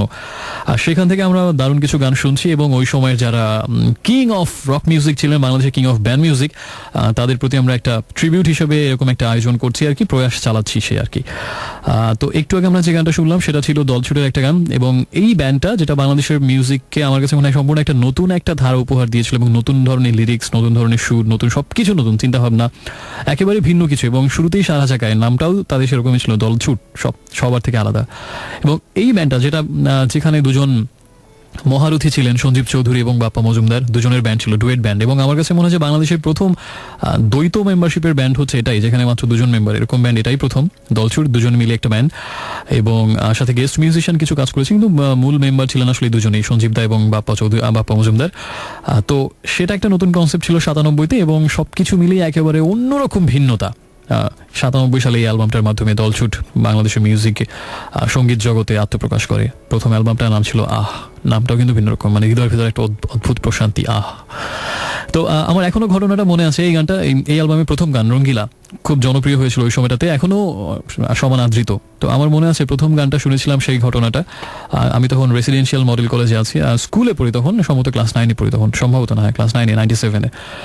সো আমাদের তো খুবই কড়াকড়ি জীবন ছিল, সেখানে একেবারে ঘড়ি কাঁটা ধরে সবকিছু করতে হতো। এবং এখনো মনে আছে যে সন্ধ্যা 7টা থেকে হ্যাঁ ওটা 7টা থেকে তখন 9টা পর্যন্ত 2 ঘন্টা আমাদের সন্ধ্যাবেলায় ক্লাসরুমে যেতে হতো, একেবারে আবার সেই ড্রেস পরে একেবারে সুটেড পুটেড হয়ে ক্লাসরুমে গিয়ে সেখানে 2 ঘন্টা পড়াশোনা করতে হতো। এবং সেখানে স্যাররা থাকতেন, গার্ড দিতেন, কোনো দুষ্টমি বাদরামি যেন আমরা করতে না পারি, এবং কোনো পড়াশোনার সাহায্য দরকার হলে সেটা তারা করতেন। তো কিসের কি, আমরা পিছনে বসে আমাদের সেসব রক্তচক্ষু বড় করে গল্পের বই নিয়ে যেতাম, এবং বিশেষ করে বইয়ের নিচে লুকিয়ে ডেস্কের ভেতরে গল্পের বই রেখে, আমরা ওই সময়টাতে ছিল 3 গোয়েন্দা মাসুদ রানার সময়। তো আমরা সারা মানে পুরো ক্লাসরুমে ওটা আমরা গল্পের বই পড়ে কাটাতাম পিছন দিকে, এবং চিরকুট চালাচালি করতাম যত দুনিয়ার দুষ্টামি বাদরামির কথা সব লিখে আর কি। এবং আড্ডা তো হতোই, যদি একটু নরম সরম কিসিমের স্যার পড়তেন কোনোদিন গার্ড হিসেবে, ওই দিন তো আমরা আড্ডা দিয়ে একেবারে ফাটিয়ে ফেলতাম, এরকম অবস্থা, মাঝে মাঝে ধরাও খেতাম। সে যাই হোক, তো এরকম একটা সময় একদিন এরকম নাইট ক্লাস করে ফিরলাম, বেশ টায়ার্ড লাগছে ওই দিন, মানে খুব এক্সস্টেড লাগছিল। তো ভাবলাম আমাদের টিভি ডিনার হলো, তারপরে আমরা কমন রুমে গেলাম। আমাদের টিভি দেখা নির্দিষ্ট সময় ছিল, এর বাইরে দেখা যেত না। তো গিয়ে দেখলাম যে একটা ম্যাগাজিন অনুষ্ঠান হচ্ছে, কি জানো, বিটিভিতে তখন। তো সেখানে হঠাৎ করে বললেন যে এখন আমরা একটা, উপস্থাপক সাহেব মহোদয় বললেন যে এখন আমরা একটা দলছুটের গান শুনবো। সে আবার কি, আমরা ভাবলাম দলছুটটা আবার কি। তো দলছুটের গান শোনার পরে দেখলাম যে দুজন বেশ মানে আবেগ দিয়ে গান গাইছেন, এবং তখন কাউকেই চিনি না, এবং ব্যান্ডের নামও প্রথম শুনলাম। গানটা শুরুতেই আমাদের একেবারে কিভাবে জানি না হৃদয় জয় করে নিল। সেই আমরা দলছুটকে চিনলাম 97 সালে। প্রবাবলি মাসটা ছিল সেপ্টেম্বর অক্টোবর এরকম, হয়তো বা আগস্ট হতে পারে। এবং তারপর থেকে আমাদের বন্ধুদের মধ্যে মানে সবার গলায় ঘুরে ফিরে এই গানটাই থাকতো, সাদা ময়লা রঙ্গিলা পালে আউলা বাতাস খেলে। এবং এখনো সেই 97 থেকে শুরু, 19 বছর পরেও কিন্তু আমার কাছে একই রকম ভালো লাগে গানটা। তো যেহেতু আমরা 90 দশকের বিভিন্ন ধারা, বিভিন্ন রীতি এবং বিভিন্ন নতুন কিছু মানে গ্রাউন্ড ব্রেকিং কোনো কনসেপ্ট, এগুলো নিয়ে বেশি ফোকাস করার চেষ্টা করছি আজকে। অন্য একটা ধারা হিসেবে আমরা এই গানটাও শুনলাম, দলছুটের আগমনী বার্তা ছিল যে গানটাতে। সে যাই হোক, আমার কাছে মনে হয় শুধু আসলে গান শুনলেই হয় না বা বই পড়লেই হয় না, আসলে এর পেছনের ইতিহাস বা আসলে প্রেক্ষাপটটা, বা এটা কেন একটা স্বতন্ত্র ধারা সূচনা করলো, কেন অন্য কিছু থেকে আলাদা, কেন সাহসী একটা পদক্ষেপ ছিল, আমার মনে হয় সেগুলো সবকিছু জেনে বুঝে যখন আপনি আরো শিল্পটার সাথে সম্পৃক্ত হবেন, তখন আরো বেশি হয়তো এর সাথে জড়িয়ে যাবেন, এবং বেশি করে হয়তো এটা বুঝতে পারবেন, বা আরো গভীরে যাওয়া সহজতর হবে। সেজন্য আসলে শুধুমাত্র গানই শুনছি না, গানের পেছনের ইতিহাসটা একটু সংক্ষেপে বলার চেষ্টা করছি, আমার ক্ষুদ্র জ্ঞানে যতটুকু কুল হয় আর কি। আমাকে হাবিবা SMS পাঠিয়েছেন বাড্ডা থেকে অনেকদিন পর। আমার যতদূর মনে পড়ে হাবিবা, আমি তোমাকে ঠিকই চিনতে পেরেছি, এবং তুমি এতদিন ছিলে না, এটা আমার কাছে অনেক বড় একটা, আমার কাছে মনে হয় এরকম ঠিক না, এত পুরনো বন্ধু এবং এত দীর্ঘদিনের বন্ধুরা চলে গেলে খুব দুঃখ হয়। তুমি যখন, আমি সকালে শো করতাম 2009-এ, তখন আমার রেগুলার লিসনার ছিল আমার সকালের। সেই 9-এর পরে আমার মনে হয় 7 বছর পরে তোমার SMS পেলাম আজকে। যাই হোক, সামনে যেন আর ডিসকানেক্টেড থাকলে কিন্তু হবে না, এখন থেকে সবসময় সাথী থাকতে হবে। আর আমার এখনো তোমার বোনের পিচিটার কথা মাঝে মাঝে মনে হয়, অনেক সুইট ছিল, অনেক সুইট। এত সুইট পিচি আমি খুব কম দেখেছি, আমি জানি না, এখন নিশ্চয়ই অনেক বড় হয়ে গেছে 7 বছরে। আমাকে অ্যালন গার্ল জানিয়েছেন যে আমি লাস্ট ইয়ারে বলেছিলাম নস্টালজিয়া করবো এই বছরে। হ্যাঁ করবো, সবই করবো, নিশ্চয়ই করবো, ইনশাল্লাহ সবই করবো। তবে আপনারা নিশ্চয়ই একটা কথা আমাকে সমর্থন করবেন, আমি কিন্তু নতুন বছরে অনেক বেশি এফোর্ট দিচ্ছে, আগের থেকে অনেক বেশি, এটা আপনাকে স্বীকার করতে হবে, এবং আগামী সপ্তাহে চেষ্টা করবো ভিন্ন কিছু দিতে। শাহিনুর আমাকে জানিয়েছেন নদীর মতো চঞ্চল হতে চেয়েছিলাম, পারিনি, এখন আমি স্থির পাহাড়ের মতো নিশ্চুপ। আপনার এসএমএসটা পরে আমার একটু আগে অফেয়ারে যখন পড়ছিলাম, আমার পাহাড়ের মতো নিশ্চুপ শুনে আমার পাহাড়ের কথা মনে হলো, এবং মনে হলো যে একটা কথা সবার সাথে একটু শেয়ার করা দরকার। এবং আমি দীর্ঘদিন ধরে একটা জিনিসের জন্য খুব ওয়েট করছি, একটা অ্যাডভেঞ্চারের জন্য, সময় সুযোগ করে উঠতে পারছি না, আসলে একটু বেশি লম্বা ছুটি পেলে এটা করবো ইনশাল্লাহ। সেটা হচ্ছে যে আমরা সবাই প্রথমে জানতাম যে বাংলাদেশের সবচেয়ে উঁচু পর্বত শৃঙ্গ হচ্ছে কেওক্রাডং, বহুদিন এটা জানলাম, যে তারপরে অবশেষে জানলাম তাজিনডং নামে আরেকটা নতুন বস্তুর উদ্ভব হয়েছে, এবং তাকে আরেকটা নাম দেওয়া হলো বিজয়। তো সেটা হচ্ছে আমাদের সর্বোচ্চ পর্বত শৃঙ্গ। গত বছর পর্যন্ত এটাই ছিল আমার ধারণা, 2015 মার্চ পর্যন্ত। কিন্তু মার্চ মাসে যখন আমি রাঙামাটি বান্দরবান একটা ট্রিপ দিলাম গত বছর, তারপরে সেটি ইন্টারনেটে পড়াশোনা করলাম যে আসলে বাংলাদেশের সর্বোচ্চ শৃঙ্গ কোনটা, দ্বিতীয় কোনটা, তৃতীয় কোনটা। তো সেখানে দেখানো হলো যে সর্বোচ্চ পর্বতশৃঙ্গ হচ্ছে আমাদের এখন যেটা বলা হয় তাজিনডং, এইরকম কিছু। কিন্তু আসলে আরো অনেক তথ্য পেলাম, এবং দেখে আমি খুব প্রচন্ড রকম অবাক হলাম যে বাংলাদেশের সরকারিভাবে এখনো পর্যন্ত এটা নিয়ে কোনো গবেষণা নেই, এবং আসলে কোনো আপডেটেড লিস্ট নেই, এবং এটা নিয়ে কারো মাথা ব্যথাও নেই, এবং গ্রহণযোগ্য কোনো সূত্র আসলে নেই। অথচ সারা জাতি বিশ্বাস করে বসে আছে যে তাজিনডং হচ্ছে বাংলাদেশের সর্বোচ্চ পর্বত শৃঙ্গ। কিন্তু আসলে অনেক মুক্ত বা ফ্রিল্যান্স অ্যাডভেঞ্চারার আছেন যারা নিজেদের উদ্যোগে বিভিন্ন জায়গায় অ্যাডভেঞ্চার করে বেড়ান। এরকম অনেকগুলো গ্রুপ আছে, অসাধারণ কাজ তারা করেন, অনেক অজানা অনাবিষ্কৃত জায়গা তারা আমাদেরকে সন্ধান দিয়েছেন এবং অনেক তথ্য তারা জানান। প্লাস আরেকটা বিদেশীয় সংস্থা, সেটা হচ্ছে যে ব্রিটিশ জিওলজিক্যাল সার্ভে অ্যাসোসিয়েশন এরকম নামে একটা সংস্থা, তারাও কিছু গবেষণা চালিয়েছে এবং একেবারে জিপিএস দিয়ে তারা পজিশনিং করে অক্ষাংশ দ্রাঘিমাংশ সবকিছু হিসেব করে এবং অনেকগুলো পর্বত শৃঙ্গ যেগুলোর নাম কোনো আমাদের অফিসিয়াল কোনো কিতাব পুস্তক কোথাও নেই, যেগুলো আসলে সম্পূর্ণ অজানা ফর্মাল ওয়েতে, কিন্তু সেইগুলো আসলে অনেক বেশি উঁচু তাজিনডংয়ের থেকে, এবং তাজিনডং হয়তো 5-6 পরে থাকবে। আমি একেবারে আকাশ থেকে পড়লাম এই তথ্যগুলো দেখে, এবং সেই তথ্য অনুযায়ী তাজিনডংয়ের থেকে আরো 5-6টা বড় বড় পর্বত শৃঙ্গ আছে এবং যেগুলো অনেক বেশি উঁচু তাজিনডংয়ের থেকে। তাজিনডং হয়তো তার কিছুই না। তো তাদের তথ্য অনুযায়ী অনেক ঘাটাঘাটি করে উইকিপিডিয়াতে পড়ে যে আমার কাছে মনে হলো বাংলাদেশের সর্বোচ্চ পর্বত শৃঙ্গ হচ্ছে সাকা হাপং, যেটা আসলে বান্দরবনের একেবারে প্রত্যন্ত একটা এলাকাতে এবং সীমান্তের কাছাকাছি অলমোস্ট। সেই সাকা হাপংয়ে আমার সেটা চূড়ায় ওঠার একটা অভিলাষ সেটা মনের মধ্যে জেগেছে আর কি, যদিও আমি কোনো মাউন্টেনিয়ার না কিছুই না, তারপরও ছোট মনে তো স্বপ্ন আসতেই পারে, তাই না? তো এরকম একটা স্বপ্ন এসছে এবং দেখা যাক কবে সেই সাকা হাপং জয়গতহন বলতে পারবো বাংলাদেশের সর্বোচ্চ শৃঙ্গ হয়তো জয় করা হয়েছে, যদিও বহির্বিশ্বের তুলনায় সেটা কিছুই না। সে যাই হোক, তো সাকা হাপংয়ে আমি সবাইকেই বলবো যে আসলে একটু এটা নিয়ে স্টাডি করতে, এবং আমার কাছে মনে হয় যে এটা একটা কিভাবে সম্ভব যে আমরা নিজেরাই জানি না বাংলাদেশের সর্বোচ্চ পর্বত শৃঙ্গ কোনটা, এবং তাজিনডংয়ের থেকে যে আরো 4-5টা বড় বড় আছে। এবং ইন্টারনেটে পড়াশোনা একটু করবেন, এবং আমার মনে হয় যারা ঘোরাঘুরি পছন্দ করেন এক্সপ্লোর করুন এই নতুন জায়গাগুলো, নিশ্চয়ই অনেক বেশি ভালো লাগবে। আর নিজের দেশকে চিনতে হবে অবশ্যই, এত ছোট একটা দেশ সেটাই আমরা চিনি না, এবং আমার মনে হয় যে বেশিরভাগ জায়গা এখনো যাইনি, এবং পৃথিবী তো বাদই দিলাম, এটা আমার কাছে মনে খুবই লজ্জাজনক একটা ব্যাপার। তো অ্যালন গার্লের না শাহিনুরের SMS পরে অনেক পাহাড় সম্পর্কিত কথাবার্তা হলো। সাকা হাপংয়ে সবাইকে আমি অনুপ্রাণিত করছি সবাইকে যাওয়ার জন্য। সুপ্রভা আমাকে জানিয়েছেন যে সেটা হচ্ছে মাতাল হওয়ার স্পর্শে অগোছালো কৃষ্ণচূড়ার বিরক্তি কেবলই অভিনয়, আজ হাওয়া শান্ত, যা স্পর্শ উড়িয়ে নাই কৃষ্ণচূড়ার রক্তিমাভা সাজায় নীল অভিমানে। এই মেয়েটা ফিগাউন্সে পরে আমি যদ্দূর মনে পড়ে আমার এখন, এবং খুব সুন্দর SMS করে, তার ভবিষ্যৎ জীবন সমৃদ্ধ হোক সেই প্রত্যাশা থাকলো। SMS করার নিয়মটা মনে করে দিই, ট্রিবিউট টু 90s স্পেশাল এপিসোডে যদি 90 দশকের কোনো গান শুনতে চান, যদি নিজের মনের কথা শেয়ার করতে চান, এবং আরো যে কোনো কিছুর জন্য নির্দ্বিধায় একটা কাজ করবেন, সেটা হচ্ছে একটা ছোট্ট SMS করবেন। প্রথমে লিখবেন রেডিও আমারের সংক্ষিপ্ত রূপ RA, স্পেস দিয়ে আপনার নাম এবং তারপরে কথাগুলো, আর লিখে পাঠাবেন 6969 এই নাম্বারটাতে। ওই 10 বছরের আরেকটা উল্লেখযোগ্য ব্যান্ড হচ্ছে রেনেসা, এবং নকিব খান, পিলু খান, বগি, এরকম অসাধারণ কিছু মিউজিশিয়ান ওই সময়টাতে রেনেসাতে ছিলেন। দুঃখিত। তো রেনেসার গানগুলো আমার কাছে মনে হয় যে বাংলাদেশের ইগলস মনে হতো ওই সময়টা থেকে রেনেসাকে, কারণ ইগলসে যেরকম অনেক মিউজিশিয়ান এবং তাদের মধ্যে বেশিরভাগই আবার গান গায়, বেশিরভাগই ভোকাল, রেনেসা তো তাই ছিল। নকিব খান গান গাইতেন, তার ভাই পিলু খান, শাহবাজ খান পিলু যিনি ড্রামস বাজাতেন তিনিও গান গাইতেন। ফয়সাল সিদ্দিকী বগি ছিলেন, তিনিও ভোকাল ছিলেন, তিনিও গান গাইতেন, এবং আরো 2-1 মোট 4-5 জন গান গাইতেন ঠিক ইগলসের মতো, এবং এই জন্য আমরা বন্ধুরা কাজিনরা বলতাম বাংলাদেশের ইগলস হচ্ছে রেনেসা। তো একটা গান খুব বেশি জনপ্রিয়তা পেয়েছিল এবং অসাধারণ একটা গান এখনো আমার কাছে মনে হয় এত বছর পরেও, সেটা হচ্ছে হৃদয় কাদামাটির মূর্তি নয়।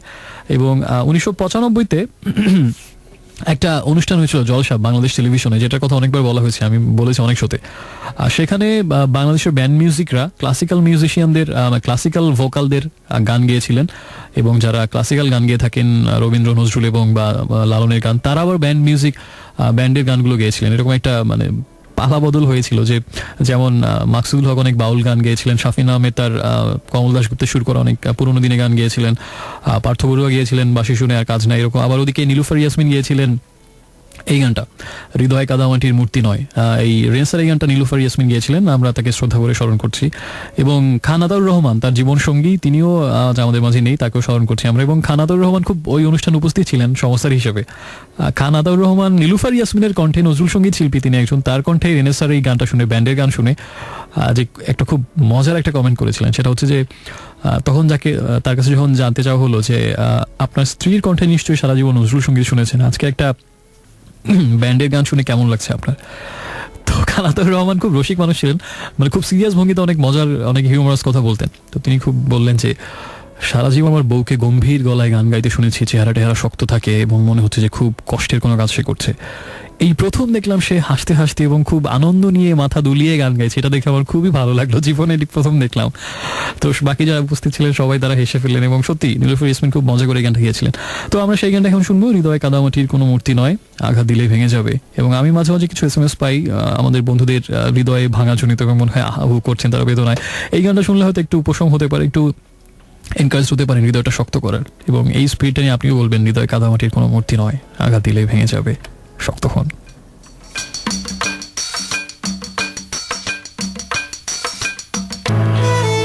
So it's Dreams Avenue এবং শুনছেন এই মুহূর্তে আজকে আরেকবার সবাইকে আরেকবার স্বাগত শুক্রবার রাতের বিশেষ আয়োজন। এবং আপনি আছেন এই মুহূর্তে রেডিও আমার 88.4 FM এর সাথে। সময় যখন 12:27 তখন আরেকবার একটু আমাকে আপনার হৃদয় না হোক অন্তত কানে শ্রবণে স্থান দিতেই হয় কিছুক্ষণের জন্য, কয়েক মিনিটের জন্য, বেশি সময় নেব না। শুনছিলাম একটু আগে যে গানটা, সেটা হচ্ছে উইনিং এর একটা গান মনে পড়ে। এবং আজকে যেহেতু আমরা একটা স্পেশাল এপিসোড করছি যার নাম হচ্ছে ট্রিবিউট টু 90s, এবং ওই 90 দশকের 10 বছরের অসাধারণ সব ব্যান্ডের গান নিয়ে আমরা বহুদিন পরে এই এপিসোডটা আরেকবার করছি। তাই আজকে অবশ্য আমি শুরুতেই বলে নিয়েছিলাম যে একটু যে গানগুলো হয়তো কম পরিচিত বা ওভাবে আলোচনা আসেনি সেগুলো একটু বেশি প্লে করবো। সবসময় তো এক গান করলে হবে না ভাইয়া, হবে না দাদা, তাই না? তো উইনিং এর এই গানটা ওই সময় জনপ্রিয়তা পেয়েছিল, অচেনা শহর অ্যালবামের গান, তাদের সেকেন্ড অ্যালবাম যেটা, সেখান থেকে নেওয়া হয়েছে মনে পড়ে গানটা। আর তার আগে ছিল রেনেসার তৃতীয় বিশ্ব অ্যালবাম থেকে নেওয়া হৃদয় কাদামাটির মূর্তি নয়। তো আমাকে বেশ কিছু বন্ধু SMS পাঠিয়েছেন এবং তার মধ্যে আছেন নিশাত নবীন অভিন SMS পাঠিয়ে অনেক গানের রিকোয়েস্ট পাঠিয়ে দিয়েছেন, আয়ুব বাচ্চুর গান, এলআরবি গান। ভার্সালিন লিঙ্ক রোড থেকে জানিয়েছেন একটা আবৃত্তি করতেই হবে, একটার আগে কেন আবৃত্তি করতে হবে, একটা পরে আপনি ঘুমিয়ে যাবেন। তো যেহেতু অনুরোধ একটা এসছে, এইমাত্র আমি চট ইন্টারনেট থেকে একটা কবিতা নামিয়ে নিলাম, তো পড়ে ফেললুম একটু আগে, তো সেটা আবার পড়ি। সুনীলটা একটা কবিতার নাম হচ্ছে আমিও ছিলাম। 5 জনে বলে 5 কথা, আমি নিজেকে এখনো চিনি না। চেয়েছিলাম তো সকালবেলার শুদ্ধ মানুষ হতে, 10 দিকে চেয়ে আলোর আকাশে আয়নায় মুখ দেখা। আমিও ছিলাম এই সুখে নিঃশ্বাস, জানি না কোথায় ভুল হয়ে যায়। ছায়া পড়ে ঘোর বনে, ঝড়ে বৃষ্টিতে পায়ে পায়ে হেঁটে, যাকে মনে করি বন্ধু সে মুখ ফিরিয়ে চলে যায়। চোখে অচেনা মতন ভ্রুকুটি, নেশায় রক্ত উন্মাদ হয়, তছনছ করি নারীকে, অস্তিত্বের সীমানা ছাড়িয়ে জেগে ওঠে সংহার। আধা সিঁড়ির শেষ ধাপে বসে চোখ জ্বালা করে ওঠে। চেয়েছিলাম তো সকালবেলা শুদ্ধ মানুষ হতে, বারবার সব ভুল হয়ে যায়। এত বিপরীত স্রোত, বুকের মধ্যে পুয়াল নিদাগ, পশ্চিমে হেলে মাথা। আমিও ছিলাম কান্নার মতো শোনায়। আচ্ছা, ভার্সালিনের জন্য কবিতা পড়লাম, সে একটা কবিতা। আচ্ছা, ভার্সালিন আপনার আসল নামটা কি? ভার্সালিন শুনলে একটা কসমেটিক্সের ব্র্যান্ডের একটা সঙ্গতকরণের নাম বলা যাচ্ছে না, একটা কি বলে, শীতের দিনের একটা প্রোডাক্টের নাম আছে আপনার নামের কাছাকাছি, একটা ব্র্যান্ডের নাম ভার্সালিন, ওটা মনে পড়ে যায়। সো আপনার আসল নামটা আমাকে জানান। শার্লি আমাকে জানিয়েছেন শাহাদুজ্জামানের একটা বই কিনেছেন বইমেলা থেকে, ভাষান্ত সমগ্র। শাহাদুজ্জামান অবশ্যই খুব ভালো লেখেন এবং আমার বেশ ভালো লাগে তার লেখা। আমার মতামত জানতে চেয়েছেন, আমি যতগুলো পড়েছি শাহাদুজ্জামানের বেশ ভালো লেখেন তিনি, এবং আমার কাছে মনে হয়েছে যে একেবারে সাম্প্রতিক সময়ে যারা ভালো লিখছেন তাদের মধ্যে শাহাদুজ্জামান অন্যতম। আমার কাছে তার মোটামুটি সব বই আছে এবং অবশ্যই এটা একটা গুড চয়েস, আপনি এটা ঠিক কনফিউজ ছিলেন। তবে ভাষান্ত সমগ্র থেকে আমার কাছে মনে হয় তার যে মৌলিক সাহিত্য যেটা, তার ছোট গল্পগুলো, বিশেষ করে বেশ কয়েকটা বই আছে, যে কেশের আড়ে পাহাড়, পশ্চিমে মেঘে সোনার সিংহ, অন্য এক গল্পকারের গল্প নিয়ে গল্প, এরকম বেশ কয়েকটা তার বই আছে, 4-5টা গল্পের বই। আমার মনে হয় যে সেইগুলো আপনি আগে পড়ুন, এবং একটা উপন্যাস আছে ক্রাসি কর্নেল, এই বইগুলো আগে পড়া উচিত আপনার। তারপরে তার যে অনুবাদ বা ক্যাঙ্গারু দেখার দিনও শ্রেষ্ঠ গল্প বলে একটা অনুবাদ গ্রন্থ আছে তার, এবং বেশ কিছু সাক্ষাৎকার এবং বেশ কিছু ভাবনা ভাষান্তর, লেখালেখি, চিরকুট, এরকম বেশ কয়েকটা বই আছে, সেগুলো তারপরে পড়বেন, আগে তার মৌলিক ছোট গল্প এবং উপন্যাসটা পড়তে পারেন। ড্রিম গার্ল আমাকে জানিয়েছেন, ড্রিম গার্ল আপনি আমাকে যেটা মনে করিয়ে দিয়েছেন, ইয়াদ করিয়েছেন যে বিষয়টি, সেটি হচ্ছে যে আজকে ড্রিমস অ্যাভিনিউ সিজন 2 এর কত নম্বর এপিসোড আমি জানি কিনা। অবশ্যই আমি জানি, আজকে দ্বিতীয়বার যখন শুরু হলো একটা বিরতির পরে সিজন 2, তো সেই হিসাব করলে আজকে 99তম এপিসোড ড্রিমস অ্যাভিনিউ এর সিজন 2 এর। এবং আগামী এপিসোডটা হচ্ছে 100 এপিসোড, এবং এটা নিয়ে আমাকে জেএনজেও আমাকে SMS পাঠিয়ে জানতে চেয়েছেন কি প্ল্যান, এবং তিনিও লিখেছেন ড্রিম গার্ল কি প্ল্যান। তো ইদানিংকালে দেখছি যে শ্রোতার আগের থেকে অনেক বেশি সচেতন, তারা সবকিছু আমার থেকে অনেক বেশি খোঁজ খবর রাখছেন, কবে কততম এপিসোড এবং আমার বিশেষ প্ল্যান কিনা এই প্রশ্ন করে আমাকে সবসময় আমাকে অতিষ্ঠ রাখেন, কবে এই এপিসোড কবে হবে, এই আবৃত্তি কবে করব, ওই কনসেপ্ট কবে করব। এটা আমি বলেছিলাম কেন করছি না। আমার কাছে মনে হচ্ছে যে সমগ্র দেশের সাথে তাল মিলিয়ে আমার কাছে মনে হয় দেশের সবকিছুতে এখন জবাবদিহিতা আগের থেকে অনেক বেশি, এবং আমার কাছে মনে হয় যে আসলে যত সময় যাচ্ছে পুরো বিশ্বের সাথে তাল মিলিয়ে আমাদের দেশে জবাবদিহিতা, স্বচ্ছতা এগুলো যেমন বাড়ছে, আমার কাছে মনে হয় এই শোয়ের ব্যাপারে কিন্তু সেটা হচ্ছে। লিসেনাররা এখন আগের চেয়ে অনেক বেশি সচেতন, অনেক বেশি জবাবদিহিতা আমার কাছে প্রত্যাশা করে, আমাকে অনেক বেশি কাঠগড়ায় দাঁড় করায় এবং অনেক বেশি আমাকে প্রশ্নের উত্তর দিতে হয়। অনেক বেশি সচেতন শ্রোতা মহল এখন, এটা ভালো, একদিক থেকে ভালো। শুধু আমার সমস্যা হয়ে যায় মাঝে মাঝে আর কি, ফাঁকিবাজি করার সুযোগটা কমে যাচ্ছে। বেসিক্যালি আমি খুবই ফাঁকিবাজ, তা আমার একটু সমস্যা হয় মাঝে মাঝে। আর আমাকে একা পাখি SMS পাঠিয়েছেন যে জলসা প্রোগ্রাম নিয়ে বলছিলাম, 1995 সেই বিখ্যাত কিংবদন্তি তুল্য প্রোগ্রাম, অসাধারণ একটা প্রোগ্রাম। সেই জলসা নিয়ে আমি বলেছিলাম যে নীলুফার ইয়াসমিন ওই রেনেসার গানটা গিয়েছিলেন, তো উনি আবার একটু আমাকে মনে করিয়ে দিয়েছেন, এটা আমি ভুলে গিয়েছিলাম, যে খানাতার রহমান ওই প্রোগ্রামে ছিলেন এবং এই গানটা পরে তাকে জিজ্ঞেস করা হয়েছিল যে নীলুফার ইয়াসমিনকে আপনি 10-এ কত দেওয়া যায় বলুন। তো খানাতার রহমান বলেছিলেন 10-এ 100 দেওয়া যায়।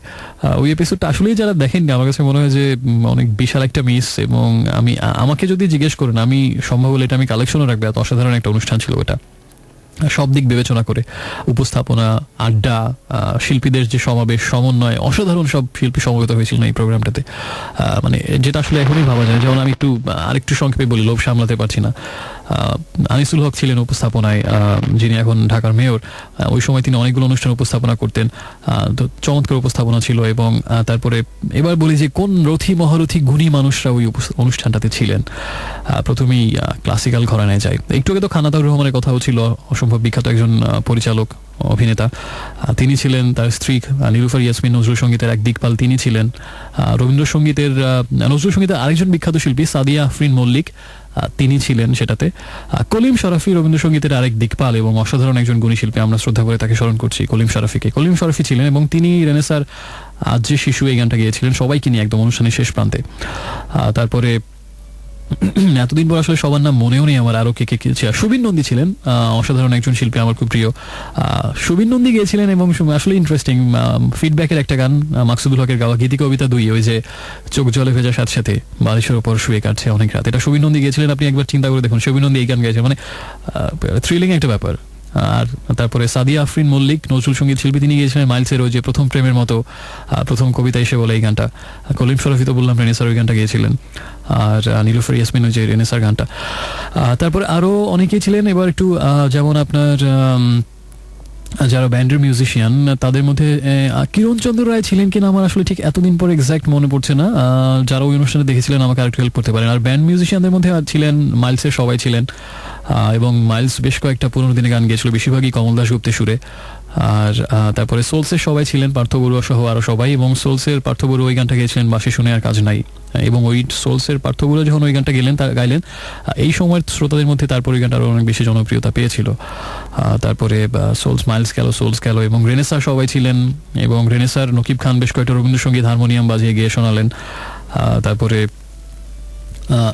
আরো যারা ছিলেন তারা হচ্ছে ফিডব্যাকের সব মেম্বাররা ছিলেন, এবং ফিডব্যাকের মাকসুদুল হক গলায় একেবারে কপালে একদম গামছা বেঁধে একেবারে নেচে মানে হেলে দুলে সেই অনেকগুলো বিখ্যাত বাউল গান শোনালেন, যেগুলো পরবর্তীতে বাউলিয়ান অ্যালবামে তিনি প্রকাশ করেছিলেন। তো ফিডব্যাকে তারা ছিলেন ওই সময় মোটামুটি জনপ্রিয়, বেশিরভাগই ছিলেন ওই সময়টাতে। আরো অনেকের নাম মনে পড়ছে না আমার এতদিন পরে, তবে এবং এই গানের ফাঁকে ফাঁকে ক্লাসিক্যাল মিউজিক যারা করেন তারা ব্যান্ড মিউজিক নিয়ে কি ভাবছেন, আবার ব্যান্ড মিউজিশিয়ানরা ওটা নিয়ে কি ভাবছেন, এবং তাদের মধ্যে যে মেলবন্ধন, সেগুলো নিয়ে চমৎকার সব আড্ডা হচ্ছিল, অভিজ্ঞতা হচ্ছিল। এবং তাদের পরিবারের সদস্যরাও ছিলেন, যেমন মাইলসের একেবারে সবাই ফ্যামিলি সপরিবার এসেছিলেন, সস্ত্রীক। তো তাদেরকে প্রশ্ন করা হলো যে আপনি গান করতে গিয়ে আপনাদেরকে সময় দিতে পারেন, আপনাদের ধারণা, এবং ওরকম অনেক মজার আড্ডা ছিল, এবং সবকিছু মিলে একটা অসাধারণ প্রোগ্রাম আমার কাছে মনে হয়েছে সেদিন আমরা উপভোগ করি। এবং দর্শকদের বিশেষ অনুরোধে এটা আরো কয়েকবার প্রচারিত হয়েছিল পরে, যে প্রোগ্রামের কথা আমি মনে হয় 15 থেকে 20 বার বলেছি অন্তত এখন পর্যন্ত। এরকম অনুষ্ঠান, এটা এজন্য বারবার বলার আরেকটা কারণ হচ্ছে, এখন যখন টেলিভিশন তো দেখা ছেড়ে দিয়েছে, এবং যেসব অখাদ্য মানে জঘন্য সব মানে প্রোগ্রাম হয় বাংলাদেশের মোটামুটি কম বেশি সব চ্যানেলই, মানে টিভির মান আমার কাছে মনে হয় যে আসলে মানে বাংলাদেশের যেমন গর্ব করার অনেক বিষয় আছে, আমার কাছে মানে বাংলাদেশের টেলিভিশন চ্যানেলগুলোর যে অনুষ্ঠানের মান এখন সবকিছু মিলে আমার কাছে মনে হয় যে বাংলাদেশের একটা কলঙ্কের দিকে এটা এখন, যাতে যে যাই মনে করুন আর যে যতই প্রতিবাদ করুন, বাংলাদেশের টিভি আমার কাছে মনে হয় এখন একটা লজ্জাজনক বিষয়। এত নিম্নমানের অনুষ্ঠান হচ্ছে এবং নিম্নমানের নাটক সবকিছু মিলিয়েও সবকিছুর মানে এখন এত বেশি খারাপ।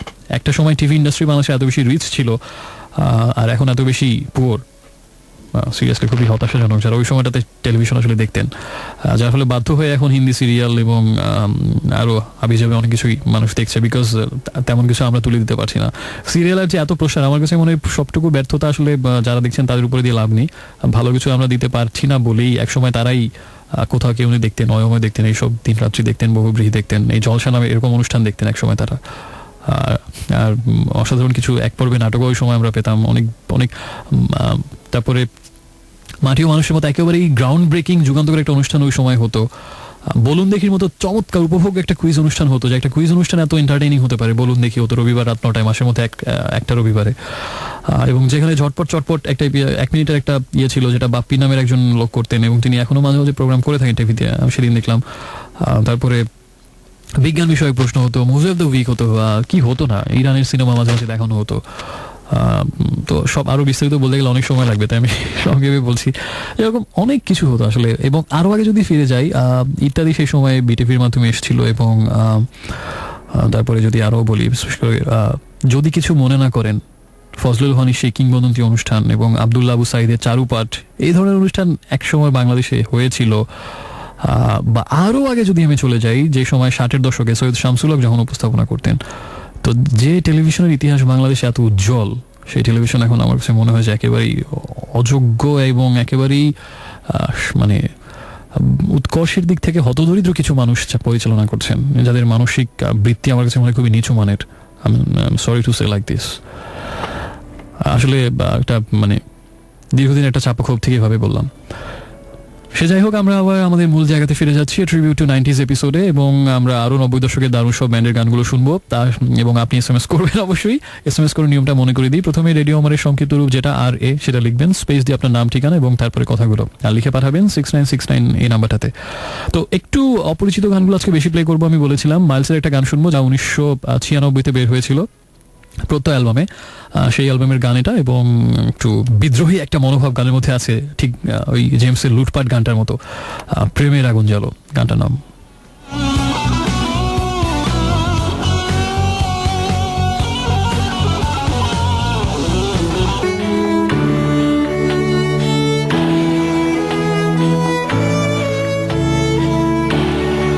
হ্যালো ফ্রেন্ডস, শুনছেন রেডিও আমার 88.4 FM, আর শুনছেন এই মুহূর্তে শুক্রবার রাতের বিশেষ আয়োজন ড্রিমস অ্যাভিনিউ, এবং যেখানে এই বন্ধুটাকে আপনি শুনছেন তার নাম হচ্ছে ইরাজ, আপনার মধ্যরাতের আগন্তুক বন্ধু। আপনাকে মধ্যরাতে একটু বন্ধুত্বের উষ্ণতা উপহার দেওয়ার জন্য রাত 2টো পর্যন্ত থাকবো নিশ্চয়ই আপনার সাথে। এবং ট্রিবিউট টু 90s স্পেশাল একটা এপিসোড করছি, যেখানে আমরা 90 দশকের অসাধারণ 10টা বছরে যে আমরা ব্যান্ডের যে দারুণ কিছু গান পেয়েছিলাম, দারুণ কিছু ব্যান্ডের কাছ থেকে, তাদের গানগুলো শুনছি। এবং এখন এই রকম এপিসোড করতে গিয়ে প্রতিবারই মনে হয় এত অল্প সময় কতগুলো গান আর প্লে করতে পারবো, একটা বিশাল আফসোস আমার মধ্যে থেকে যায়।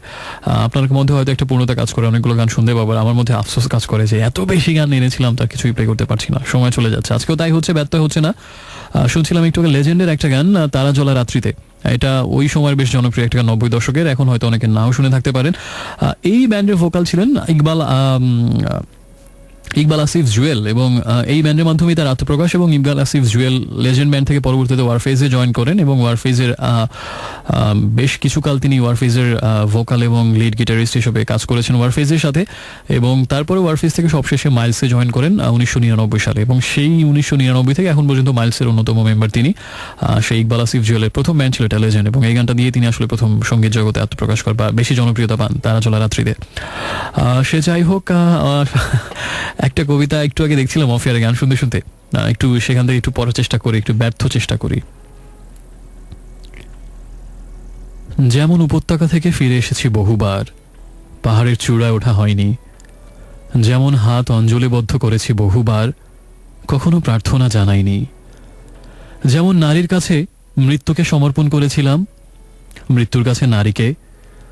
যেমন বৃক্ষের কাছে জল্লাদের মতন গিয়েছি কুঠার হাতে, উপকথার কাঠু রেখে করেছি উপহাস। যেমন মানুষের কাছে আমিও মানুষ সেজে থাকতে চেয়েছিলাম, কৃতজ্ঞতার বদলে ফিরিয়ে নিয়েছি মুখ। যেমন স্বপ্নের মধ্যে নিজেকে শৈশবে দেখেও চিনতে পারিনি, লোকের মধ্যে শিশুকে আদর করেছি। লৌকিকতাবশত ডাকবাংলার বন্ধ দরজার সামনে চাবির বদলে হাতুড়ি চেয়েছিলাম। যেমন ঝামড়ে পড়া অন্ধকারের মধ্যে থেকে সর্বাঙ্গে ভূষকালি মেখে এসেছিলাম আলোর কাছে। যেমন কুকুরের দাঁতে বারবার ছুঁয়েছি স্তন ও ওষ্ঠসমূহ। যেমন জ্যোৎস্না মধ্যে গন্ধরাজ ফুলগাছের পাশে দেখেছিলাম এক বোবা কালা প্রেত। যেমন বুদ্ধ পূর্ণিমার রাত্রে গলা মুচড়ে মেরেছিলাম ধবল হাঁস, কান্না লুকোবার জন্য নদীতে স্নান করতে গিয়েছি। যেমন অন্ধ মেয়েটির কণ্ঠস্বর শুনে মনে হয়েছিল আমার পূর্বজন্মের চেনা। অত্যন্ত মমতায় আমি তাকে উপহার দিয়েছিলাম রূপবাঁধানো আয়না। যেমন ফিরে আসবো বলেও ফিরে যাইনি বেশ্যার কাছে, সমুদ্রের কাছেও আর যাইনি। ফিরে যায়নি ধলভূমগড়ের লাল ধুলোর রাস্তায়, দণ্ডকারণ্যে নির্বাসিতা ধাইমার কাছেও যাওয়া হয়নি।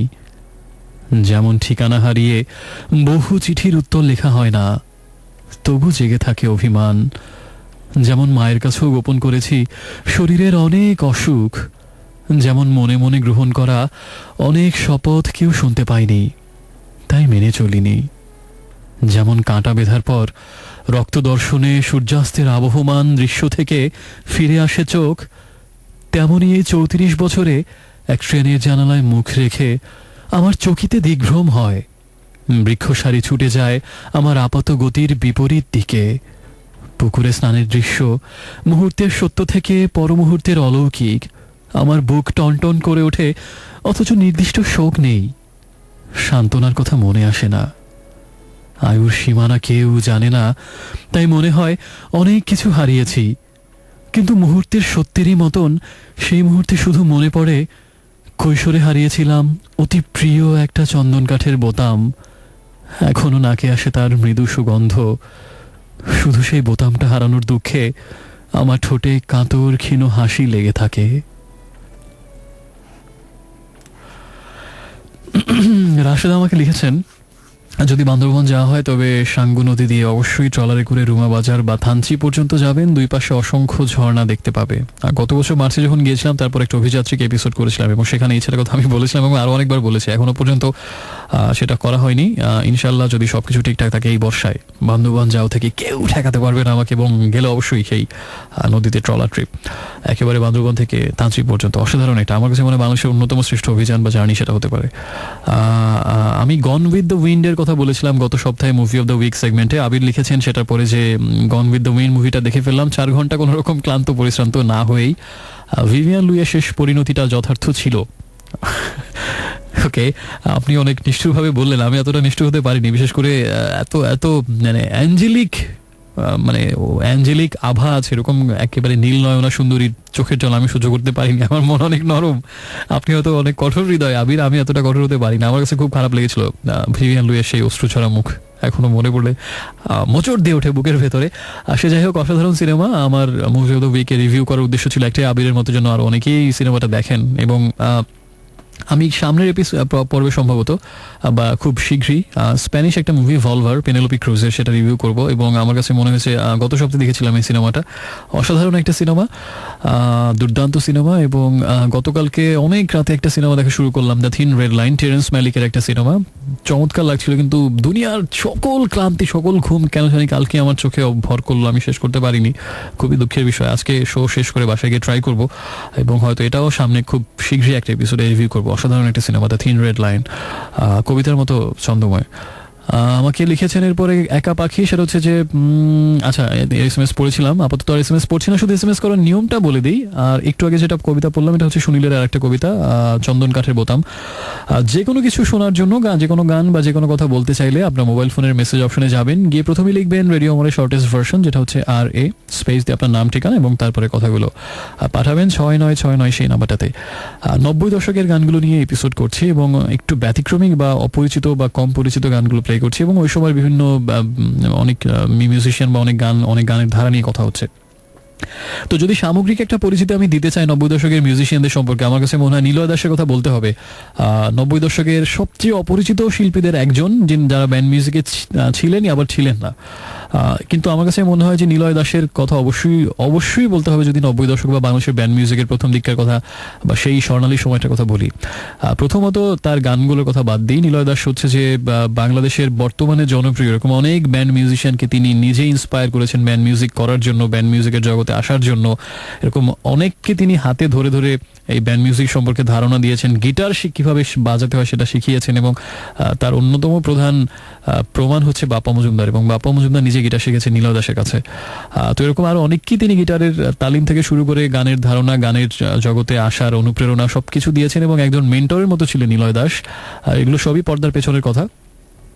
পর্দার পেছনের আরো কথা হচ্ছে যে অনেক নিভৃতচারী একটা মানুষ ছিলেন তিনি, একেবারেই প্রচার বিমুখ, এবং প্রডিউসারের কাছে ধর্ণা দেয়া, অ্যালবাম বের করার জন্য এর কাছে যাওয়া ওর কাছে যাওয়া, অনুরোধ করা বা মানুষের সাথে ভাবে অনেক বেশি ইন্টারাকশন করাই তার হতো না। একেবারেই চুপচাপ, অন্তর্মুখী, নির্লিপ্ত এবং নিজের ভেতরে ডুবে থাকা একটা মানুষ ছিলেন। কারো কাছে যাওয়া বা কিছুর জন্য কাউকে বলা, এগুলো তো প্রশ্নই আসে না, বরঞ্চ নিজের মনেই গানের চর্চা করতেন, কাউকে শেখাতেন বা তাকে আসার কথা বলতেন, কিন্তু তিনি নিজে গান করবেন, অ্যালবাম বের করবেন, প্রচারণা হবে, তিনি বিখ্যাত হবেন বা বাণিজ্যিকভাবে সফলতা আসবে, এগুলো কোনো কিছুই তার মধ্যে ছিল না। সুধীন দাসের ছেলে, এবং সুধীন দাস বাংলাদেশের ক্লাসিক্যাল মিউজিকের জগতে একজন বিখ্যাত ব্যক্তিত্ব। যারা ক্লাসিক্যাল মিউজিক শোনেন বিশেষ করে তাদের কাছে সুধীন দাস একটা প্রতিষ্ঠান। সুধীন দাসের সুযোগ্য সন্তান হচ্ছে নিলয় দাস।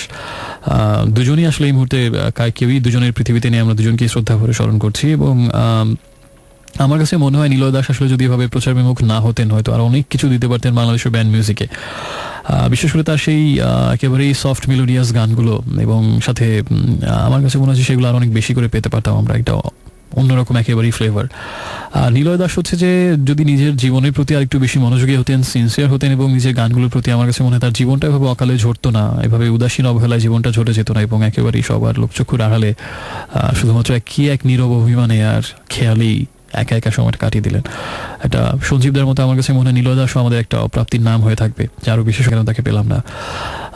নিলয় দাসের সবচেয়ে যে গানটা বেশি পরিচিত, এবং সেই গানটা হচ্ছে যখনই নিবিড় করে পেতে চাই তোমাকে, এবং এই গানটাও অনেক বেশি আলোচিত হয়েছে, বিশেষ করে কয়েক বছর আগে লিটা গাওয়ার পরে নতুন করে। কিন্তু আমার কাছে মনে হয় যে আসলে নিলয় দাসকে অন্তত আমরা হারিয়ে যেতে দিতে পারি না, মাঝে সাঝে হোক অন্তত তার গানগুলো শুনে আমাদের মাঝে নিলয় দাস চিরজাগরুক থাকুন, সেটা আমার প্রত্যাশা। তো নিলয় দাসের কত যে খুঁজেছি তোমায় অ্যালবাম থেকে টাইটেল ট্র্যাকটা প্লে করছি এখন, কত যে খুঁজেছি তোমায়। আমার এই গানটা নিয়ে একটা খুব প্রিয় স্মৃতি আছে, সেটা হচ্ছে যে কক্সবাজারে একবার গিয়েছি, তো কক্সবাজার গিয়েছি এবং একটা রাতের কথা আমার মনে পড়ে, সমুদ্রের উত্তাল গর্জন, বন্ধুরা সবাই ঘুমিয়ে গেছে কিন্তু আমার ঘুম আসছে না, এবং বারান্দায় বসে বসে অনেক গান শুনছি একটার পর একটা। তো সেই রাতে এই গানটা অনেকবার শুনেছিলাম, সমুদ্রের গর্জন, অদ্ভুত ঠান্ডা হাওয়া, এবং রাত কেটে যাচ্ছে, ভোর হচ্ছে, ঠিক এরকম সময় বসে বসে কত যে খুঁজে তোমার গানটা, একটা পরিবেশ, একটা দোতনা কাজ করছিল, একটা অন্যরকম অনুরণন হচ্ছিল। তো এরপর থেকে যতবারই শুনেছি ওই রাতের কথাই মনে পড়ে সবসময়, এখনো হয়তো পড়বে। সে যাই হোক, গানটা এখন শুনছি, নিলয় দাসের গান, একটু পরে ফিরছি, সাথে থাকুন আমার।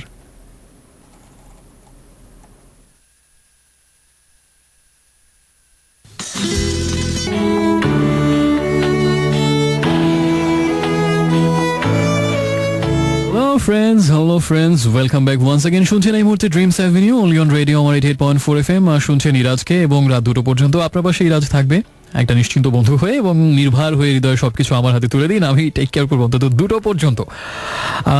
এবং একটা বেঁচে 10 মিনিট, আরো 50 মিনিট বাকি আছে।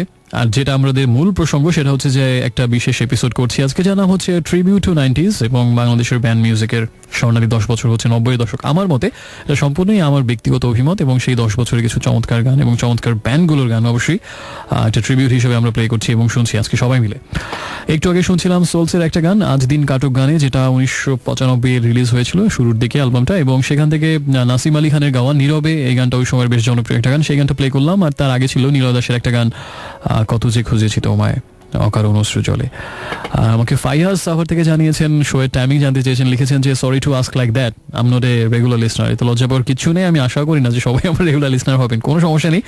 যারা ফাইয়াজের মতো নতুন শুনছেন তাদের সবাইকে বলছি যে আমি শুধুমাত্র অনেক ব্যস্ততার কারণে একদিনে বেশি শো করা আমার সম্ভব হয় না, শুধুমাত্র শুক্রবার রাতে থাকি, প্রত্যেক শুক্রবার রাত 11টা থেকে 2টো পর্যন্ত রেডিও আমারে। আর জেএন জি আমাকে জানিয়েছেন চলে গেলে তবু কিছু থাকবে আমার, আমি রেখে যাব আমার একলা ছায়া, হারানো চিবুক চোখ আমার নিয়তি, ফিরে যাব সঙ্গোপনে, জানবে না চিনবে না কেউ। অনেক সুন্দর কথা। সমুদ্র বিপ্লব জানিয়েছেন 90 দশকের মিউজিক শুনছি এবং তাদের সম্পর্কে অনেক কিছু জানতে পারছি, ভালো লাগছে, আরো কবিতা শোনালে খুশি হব। আর অনেকেই কবিতার কথা লিখেছেন। তবে এই মুহূর্তে আমরা ঝটপট SMS করার নিয়মটা একটু বলে আবার গানে চলে যাই। যদি কোনো গান শুনতে চান, যদি কোনো কথা বলতে চান, প্রথমে আরে লিখবেন, SMS অপশনে গিয়ে RA, তারপরে আপনার স্পেস দিয়ে নামধাম লিখুন এবং তারপরে কথাগুলো লিখে পাঠিয়ে দিন 6969 এই নাম্বারটাতে। ওয়ারফেজের একটা গান শুনবো, তাদের প্রথম অ্যালবাম ওয়ারফেজ, যেটা সেলফ টাইটেলড অ্যালবাম ছিল, সেখান থেকে একটা গান শুনবো যে গানটা ওই সময়ই অনেক জনপ্রিয়তা পায় রিলিজ হওয়ার পর এবং এখনো এতদিন পরে সমান জনপ্রিয়। একটা একটু রকিং একটা গান শুনবো এবার, একটু নড়ে চড়ে বসি আমরা। আমার অসম্ভব প্রিয় একটা ওয়ারফেজ নাম্বার, সাধিকার তুমি কি দেখেছো তোমার ওই সাথীদের।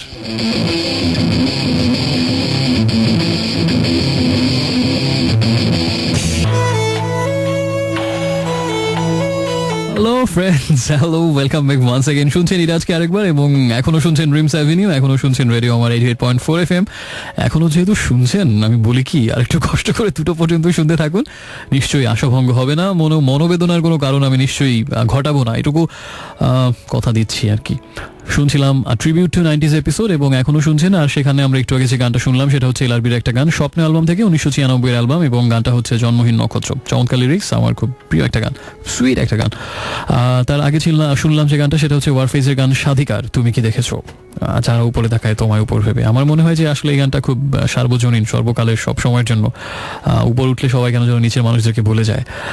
সে যাই হোক, আমাকে খুবই একটা ইতিহাস বিদারী একটা SMS পাঠিয়েছেন আবির, এবং ইতিহাস বিদারী এই অর্থে যে আমাকে ইতিহাসের পাতা থেকে অনেক কিছু তুলে আনতে হবে, এটা বলতে হলে, উত্তর দিতে হলে। উনি লিখেছেন যে প্রতি রাতে নতুন মুভি দেখো, সব মুভি কি নিজের পছন্দ মতো নিজে খুঁজে খুঁজে বের করে দেখো, না কিভাবে তোমার মুভি চয়েসের ব্যাপারটা ডিটেলস শেয়ার করলে শুনতাম। আমার কাছে মনে হয় যে নিতান্তই ব্যক্তিগত আলাপ, সেটা নিতান্তই ব্যক্তিগত সাতকাহন, এবং সেটা শেয়ার করার একটাই কারণ থাকতে পারে, সেটা হচ্ছে যে তাতে যদি মুভি দেখার প্রতি আপনার কিছুটা হলো ইন্টারেস্ট বাড়ে বা একটু, যদিও সেটা সেজন্যই একমাত্র কারণে বলা। আসলে আমার মুভির মানে সিনেমার প্রতি ভালোবাসা একেবারে সেই মানে ছোটবেলায় সেখানেই শিকড়টা প্রথিত। আপনার মানে একদম ছোটবেলায় মনে আছে যে তখন হচ্ছে যে বাসায় হচ্ছে একটাই চ্যানেল, তো সেখানে তো মাঝে সাঝে বিদেশি সিনেমা দেখানো হতো, মুভি অফ দ্য উইক, এবং মাঝে যে বিদেশি সিরিয়ালগুলো যেগুলো দেখানো হতো সেগুলো থেকে, ওখান থেকে হয়তো শুরু। তারপরে ওই বয়স মানে পিচিকাল থেকে আমি পেপারটা এগুলো পড়তাম, তো ওই সময়টাতে অনেক হলিউডের অনেক খবরাখবর পেতাম, অনেক রং বেরঙের নায়ক নায়িকাদের কথাবার্তা শুনতাম, সিনেমার কথা শুনতাম, কিন্তু সেগুলো দেখা তো স্বপ্নের ব্যাপার। ওই 90 আর্লি 90s-এ ওই মফস্বলের একটা থানা শহরে আসলে সেটা কোনো সুযোগই ছিল না, যার ফলে শুধু তাদের নাম জানতাম, অনেকের নাম জানতাম। এবং ওই সময়টাতে শ্যারন স্টোন হলিউড কাঁপিয়ে দিচ্ছেন, ডেমি মুর তার খুব বিখ্যাত তারকা, এদের সবার নাম শুনছি, অলিভার স্টোন, এরকম ডিরেক্টরদের নামও সবই জানতে পারছি, স্টিভেন স্পিলবার্গ, তারপরে হচ্ছে ডিরেক্টর স্ট্যানলি কুব্রিক, এদের নামটা আমি শুনছি, কিন্তু আসলে সিনেমা দেখার তো সুযোগ নেই। সেটা আসলে তখন যে সময়ের কথা বলছি, ক্লাস 4-5-এর ঘটনা তখনকার, সেই সময়ের কথা বলছি। তো এবং যেটা হতো যে মাঝে মাঝে বাংলাদেশি সিনেমা দেখতে পেতাম, সেই সাদাকালো যুগের অসাধারণ সব সিনেমা, এবং আরও পরবর্তী রঙিন যুগের শুরুর দিকেও দারুণ কিছু সিনেমা, অদ্ভুত সুন্দর সব গানে ভরে এবং খুব চমৎকার গল্প ছিল, সেগুলো গোগ্রাসে গেলাম। এবং বাংলাদেশের সিনেমা আমি আজান দিয়ে দেখেছি ওই সময়টাতে, বিশাল সিনেমার পোকা হয়ে গেলাম, কবে ছায়াছন্দ হবে সেটার জন্য ওয়েট করতাম। মাঝে মাঝে অ্যাডভেঞ্চার, মানে হলে গিয়ে সিনেমা দেখা তো মনে হতো পৃথিবীর সব থেকে বড় অ্যাডভেঞ্চার। আমি আর ভাইয়া মিলে কয়েকটা অ্যাটেম্প চালিয়েছি, একসাথে কয়েকটা সিনেমা দেখেছি হলে গিয়ে, একা একবার পালিয়ে গিয়ে দেখে মারও খেয়েছিলাম আব্বুর হাতে, সেটাও এখনো মনে আছে, সেটাও মনে আছে এখনো। এবং সিনেমার প্রতি আমার ব্যাপক ভালোবাসা, সিনেমার জগৎটাকে মনে হতো একটা অন্যরকম একটা বিশাল এক উত্তেজনার জগৎ। এরপরে আস্তে আস্তে সেখান থেকে ঢাকা আসলাম এবং ঢাকা এসে ভর্তি হলাম। এরপরে হচ্ছে যে আসলে আরও হয়তো একটু সুযোগ সুবিধা বাড়লো এবং খবরাখবর আরও বেশি হয়তো পেতাম, কিন্তু সিনেমা অবাধে দেখার সুযোগ তখনও হয়নি। আরও কিছুদিন পরে হলো, এবং তখন সিডি যুগটা আসলে জনপ্রিয় হচ্ছে একটু একটু করে, এবং ভিডিও ক্লাব থেকে আসলে সেই সিডি বের হয় এবং কম্পিউটারটা আসলে তখন বিকাশ হচ্ছে। মিড 90s-এর কথা বলছি এখন আমি, বা লেট 90s, ওই সময়টাতে আসলে অনেক বেশি সিনেমা দেখা শুরু করলাম ওই সময়টা থেকে। এবং এতদিন ধরে শুধুমাত্র বিভিন্ন জার্নাল পড়ে, পেপার পত্রিকা পড়ে বা আরও বিভিন্ন রকম ভাবে যে যাদের নাম শুনতাম, যে সব আর্টিস্টদের, অ্যাক্টর, অ্যাক্ট্রেস ও ডিরেক্টর, তাদের সিনেমাগুলো দেখা স্টার্ট করলাম। এভাবে দেখতে দেখতে আসলে আমি বুঝে গেলাম যে আমার কী ধরনের সিনেমা ভালো লাগে, কী ধরনের লাগে না। হিন্দি সিনেমা আমার জীবনে কোনোদিনই ভালো লাগেনি, সেই ছোটোবেলা থেকেই না। সবকিছু অতিরিক্ত, সবকিছু বাড়াবাড়ি এবং সবকিছু অনেক বেশি হাস্যকর রকম মনে হতো। মানে হিন্দি সিনেমার প্রতি আমার বিতৃষ্ণা অনেক বেশি এবং এটা কোনোদিনই আমার সহ্য হয়নি, এখনো হয় না। আর তো ওই সময় যেখানে ছিলাম লেট 90s-এ আসলে সিনেমাগুলো বেশি দেখা শুরু করলাম। মানে ওই সময় এখনো মনে হচ্ছে 10 টাকা দিলেই একটা সিডি পাওয়া যেত এবং একটা বিশাল উত্তেজনার বিষয় ছিল আমার কাছে সেটা। এতদিন ধরে কত কিছু শুনে এসেছি, অবশেষে সুযোগ এলো কম্পিউটারে এরকম ভিডিও ক্লাব থেকে টাকা পয়সা জমিয়ে সিনেমা আনি, সিনেমা দেখি একটার পর একটা। আচ্ছা, আরেকটা আগের একটা ইন্টারেস্টিং ঘটনা বলে রাখি। যখন আরও আগে না 95-96-এর দিকে যখন বিটিভিতে মাঝে মাঝে দেখানো মুভি অফ দ্য উইকই ছিল একমাত্র ভরসা, তখন মাঝে মাঝে যে হলিউডের সিনেমাগুলো দেখতাম সেগুলো আবার খাতায় লিখে রাখতাম যে কতগুলো হলিউডের সিনেমা দেখা হলো, হিসাব রাখি এরকম খাতায় পৃষ্ঠা ভরাতাম সিনেমার নাম লিখে। এখন মনে পড়লে হাসি পায়। তো আবার ফিরে আসি সেই ভিডিও ক্লাব থেকে সিডির যুগে, 2 ডিস্ক 1 ডিস্ক 2 সেই যুগে, এবং বেশিরভাগ সময় মাঝে মাঝে স্ক্র্যাচ থাকতো, দেখা যেত সেইটা আবার চলতো না, অনেক অনেক কাহিনী কীর্তি অনেক করে সিনেমা দেখতাম। তো এভাবে আস্তে আস্তে আরও সুযোগ সুবিধা বাড়লো এবং সিডি আরও বেশি প্রসারিত হলো, ইন্টারনেট আস্তে আস্তে ওয়াইড স্প্রেড হলো এবং সেখানেও কিছু অনেক ইনফরমেশন, অনেক কিছু, এবং ইন্টারেস্ট থেকে সবসময় খবরাখবর রাখি যে যাদের কাজ ভালো লাগছে তাদের নতুন কী সিনেমা বের হচ্ছে, এভাবে আসলে আপডেটেড থাকা। আর একটা কথা বলতে হবে তারপরে, ঢাকা বিশ্ববিদ্যালয় এফ রহমান হলের কথা। সেখানে আমি আমার বড় ভাইয়ের সাথে বেশ কিছুদিন ছিলাম এফ রহমান হলে 5 তলায় 507 নম্বর রুমে এবং 515 নম্বর রুমে। সেখানে হচ্ছে আমি ওখানে বসে আসলে সিনেমা দেখা আমার আরও অনেক বেশি বিকশিত হলো, বিকজ নীলক্ষেতে অনেক সিডির দোকান ছিল এফ রহমান থেকে একদম কাছে। তো আমরা সবাই মিলে, ভাইয়ার বন্ধুরা, তাদের জুনিয়র, সবাই মিলে বেশ আড্ডা মেরে হইচই করতে করতে আমরা নীলক্ষেত যেতাম, ডিনার করতাম এবং আসার সময় বেশ কিছু অনেক ভালো সিনেমা, এবং সেখানে তারা আমাকে সিনেমা বিষয়ক সম্পাদকের ভূমিকা আমাকে দিয়েছিল, আমি চুজ করতাম কি কি সিনেমা দেখবো। তো আমরা বেশ কয়েকটা নিয়ে আসতাম এবং হই রই করে আমরা রুমে বসে 515 নম্বর রুমে, সেই স্মৃতি এখনো মনে পড়ে। সারা রাত জেগে আমরা সিনেমা দেখতাম এবং অসাধারণ সব সিনেমা, ওই সময়টাতে প্রচুর সিনেমা দেখলাম। অ্যাকচুয়ালি মানে ওয়াইডলি মুভি দেখা শুরু হলো সেই ওখান থেকে, রহমান হল থেকে আসলে, ব্যাক ইন 2002। তারপরে হচ্ছে যে সেখান থেকে জাহাঙ্গীরনগরে গেলাম, গ্র্যাজুয়েশন জাহাঙ্গীরনগর থেকে যখন করলাম, আমার মনে হয় যে ওই 4 বছর আসলে সিনেমা অনেক সিনেমা দেখেছি ওই সময়টাতে। আমার আসলে সবচেয়ে বেশি বিকাশটা মনে হয় ওই সময় হয়েছে ভালো সিনেমা দেখার। আর আমি একটা দিক থেকে এক্সট্রিম লাকি, আমি জীবনে কিছু অসাধারণ বন্ধু পেয়েছি যারা সাহিত্যের ক্ষেত্রে যেমন সিনেমার ক্ষেত্রে তেমন অনেক ভালো মুভি দেখে, অনেক ভালো বই পড়ে এবং অনেক ভালো ক্রিটিক, এবং তাদের সাথে মিশলে মনে হয় আমি সবচেয়ে অযোগ্য। তো সে যাই হোক, তারা অনেক বড় অবদান রেখেছে এবং সবাই তাদের সাথে মুভি নিয়ে আড্ডা হতো, অনেক তর্ক বিতর্ক হতো, এই মুভিটা এরকম কেন, রাশিয়ান মুভির বিউটি কি ইউরোপিয়ান। এবং এই সময়টাতে যেটা হলো আমার জাহাঙ্গীরনগরে যাওয়ার পরে স্পেশালি, সেটা হচ্ছে যে ওই ইউরোপিয়ান মুভির প্রতি আসলে ঝোঁকটা বেশি বাড়লো এবং তখন ওগুলো দেখা হতো, তার পাশাপাশি আরও অনেক কিছুই। ওই 4 বছরে অনেক সিনেমা দেখেছি, বাট সেখান থেকে বের হবার পরে আসলে একটা আমার গ্যাপ পড়েছিল, মাঝখানে সময়টাতে খুব বেশি দেখা হয়নি। সেটা আবার চাঙা হলো আইবিএতে ভর্তি হওয়ার পরে, এবং আইবিএ লাইফে আসলে আরও অনেক বেশি বন্ধু পেলাম যারা আসলে মুভির ব্যাপারে মোটামুটি হাফেজ এ মুভি। তো আইবি হোস্টেলে বসে অসংখ্য রাত, এখনো মনে পড়ে, বিনিদ্র রাত কত কাটিয়েছি সিনেমা দেখে। উইকেন্ডের রাতগুলোতে কোনো মিস হতো না, মানে অনেকগুলো রুমে আমাদের মুভি বিষয়ক আড্ডা বসতো, আসর বসতো, এবং অসাধারণ সব সিনেমা দেখেছি আইবি লাইফে, আইবি হোস্টেলে স্পেশালি।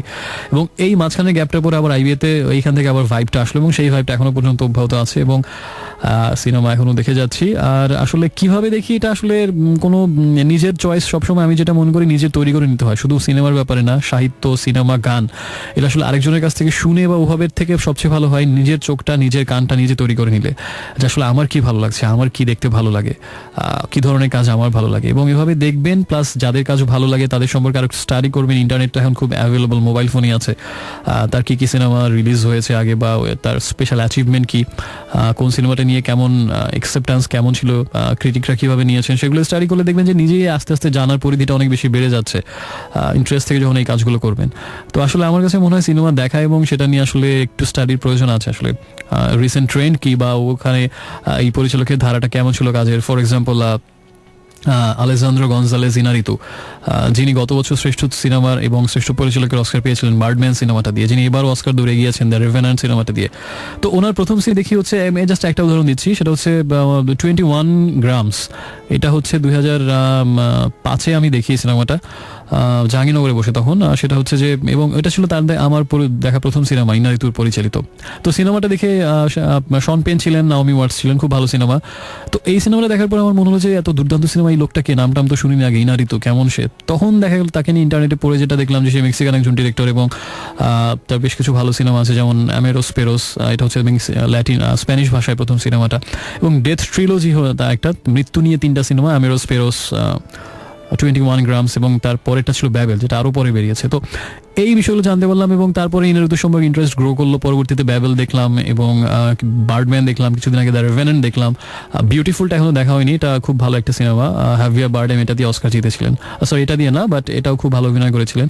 তো এভাবে আসলে আপনার নলেজ এক্সপ্যান্ড হবে এটা নিয়ে একটু স্টাডি করলে, বিকজ আমার কাছে মনে হয় আসলে এই সময় ছেলেমেয়েরা অনেক বেশি একমুখী, সারাক্ষণ হচ্ছে ফেসবুকে গুতাগুতি, এবং ফেসবুকে ছবি আপলোড, সেখানে ছবিতে লাইক দেয়া, কে কী করলো সেগুলো দেখা, চেক ইন দেয়া, কোথাও খেতে গেলে খাবারের থেকে ছবি তোলাটা ইম্পর্টেন্ট হয়, চেক ইন দেওয়াটা বেশি ইম্পর্টেন্ট হয়, এবং সবসময় মোবাইল গুতাগুতি। আর এই আসলে অনেক বেশি এই মোবাইল মানে সোশ্যাল মিডিয়া কেন্দ্রিক হয়ে যাচ্ছে এই সময় জেনারেশন, সময় কম তাদের, পড়াশোনা, মুভি দেখা, গান শোনা, ভালো বই পড়ে, এগুলো সময় একেবারেই কমে যাচ্ছে, এবং আমার কাছে মনে হয় এটা খুব অশনীয় একটা সংকেত। সব কিছুই করবেন, কোনো কিছু বাদ দিতে আমি বলছি না, আমি নিজেও এগুলো করি ইনফ্যাক্ট, বা সব কিছু একটা সীমা, মানে একটা সীমার মধ্যে রেখে আপনার প্রায়োরিটি বেসিসে কাজ করতে হবে, যেহেতু সময় আমাদের জীবনে অনেক কম। আসলে কোনটা বেশি দামি জীবনে, একটা সুন্দর দৃশ্য দেখে হৃদয় দিয়ে সেটা উপভোগ করা, নাকি চেক ইন দেয়া? সো এই প্রায়োরিটিটা আপনাকে ঠিক করে নিতে হবে। চেক ইন সম্প্রদায় আমার উপর বা নাখুশ হবে না, সে যাই হোক। তবে আমার কাছে যেটা মনে হয়, আমি একদিন বিস্তারিত আলাপ করবো, আজকে সেটার উপযুক্ত সময় না, কোনো একদিন হয়তো ফুড ফর থট একটা করবে এটা নিয়ে। ইদানিংকালের যে মানুষের একটা অদ্ভুত প্রবৃত্তি, এই যে সোশ্যাল কমিউনিকেশন বেসড হয়ে যাচ্ছে, এবং তার ফলে আসলে আলটিমেটলি আনসোশ্যাল হচ্ছে, এর পিছনে আসলে অনেক মনস্তাত্ত্বিক ব্যাপার জড়িত। আমার কাছে মনে হয় একটা মানসিক এক ধরনের দীনতা, বা একটা অনেক বেশি আস্তে আস্তে বাড়ছে সেটা সবার মধ্যে একটা দেখানোর প্রবণতা। বিকজ আপনি যদি কাউকে দেখাতেই না চান আপনি কি করছেন, তাহলে চেক ইন নিশ্চয়ই দিবেন না। সো দেখানোর প্রবণতা একটাই, যে দেখো আমি কত ভালো জায়গায় যাই, কত ভালো জায়গায় খেতে যাই, কত ভালো কিছু করি, how posh, how elite I am. এই দেখানোর প্রবণতাটা অনেক বেশি বাড়ছে সোশ্যাল কমিউনিকেশনের কারণে। সবাই এখন দেখাতে চায় নিজের যোগ্যতা, নিজের সব কিছু, অনেক বেশি শো অফ টেন্ডেন্সি কাজ করে। সে যাই হোক, অনেক বেশি কথা বলে ফেললাম, দুঃখিত তার জন্য। কারো কোমল হৃদয়ে আঘাত দিলে তার সকলটুকু দায়ভার আমার, ক্ষমা করবেন।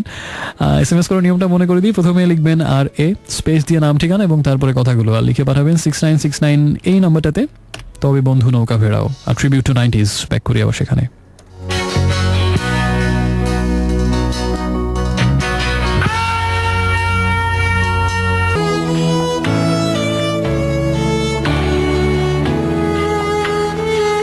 হ্যালো ফ্রেন্ডস, শুনছেন এই মুহূর্তে আজকে আরেকবার, এবং শুনছেন রেডিও আমার 88.4 FM। শুক্রবার রাতের বিশেষ আয়োজন ড্রিমস অ্যাভিনিউতে আপনাকে আরেকবার সাদর আমন্ত্রণ জানাচ্ছি। যদিও খুব বেশি সময় বাকি নেই, এবং স্পেশাল এপিসোড যেটা আমরা করছি আজকে, তার নাম হচ্ছে ট্রিবিউট টু 90s। 1990 থেকে 1999 পর্যন্ত 10 বছরে অসাধারণ সব গান আমরা ব্যান্ড মিউজিক জগতে পেয়েছি, এবং ব্যান্ডগুলো অসাধারণ সব ব্যান্ডের কাছ থেকে পেয়েছি আমরা। নতুন করে আসলে এতবার ভূমিকা দিয়েছি, আর ভূমিকা দেওয়ার প্রয়োজন নেই, সবাই জানেন এই ট্রিবিউট টু 90s-এ আসলে কি হয়, কি ধরনের গান আমরা শুনে থাকি। একটু আগে শুনছিলাম পার্থ বড়ুয়ার একটা গান, স্বপ্ন সবাই দেখে কজন আর সত্যি হয়, কি করে বলি, আসলেই তো কি করে বলি।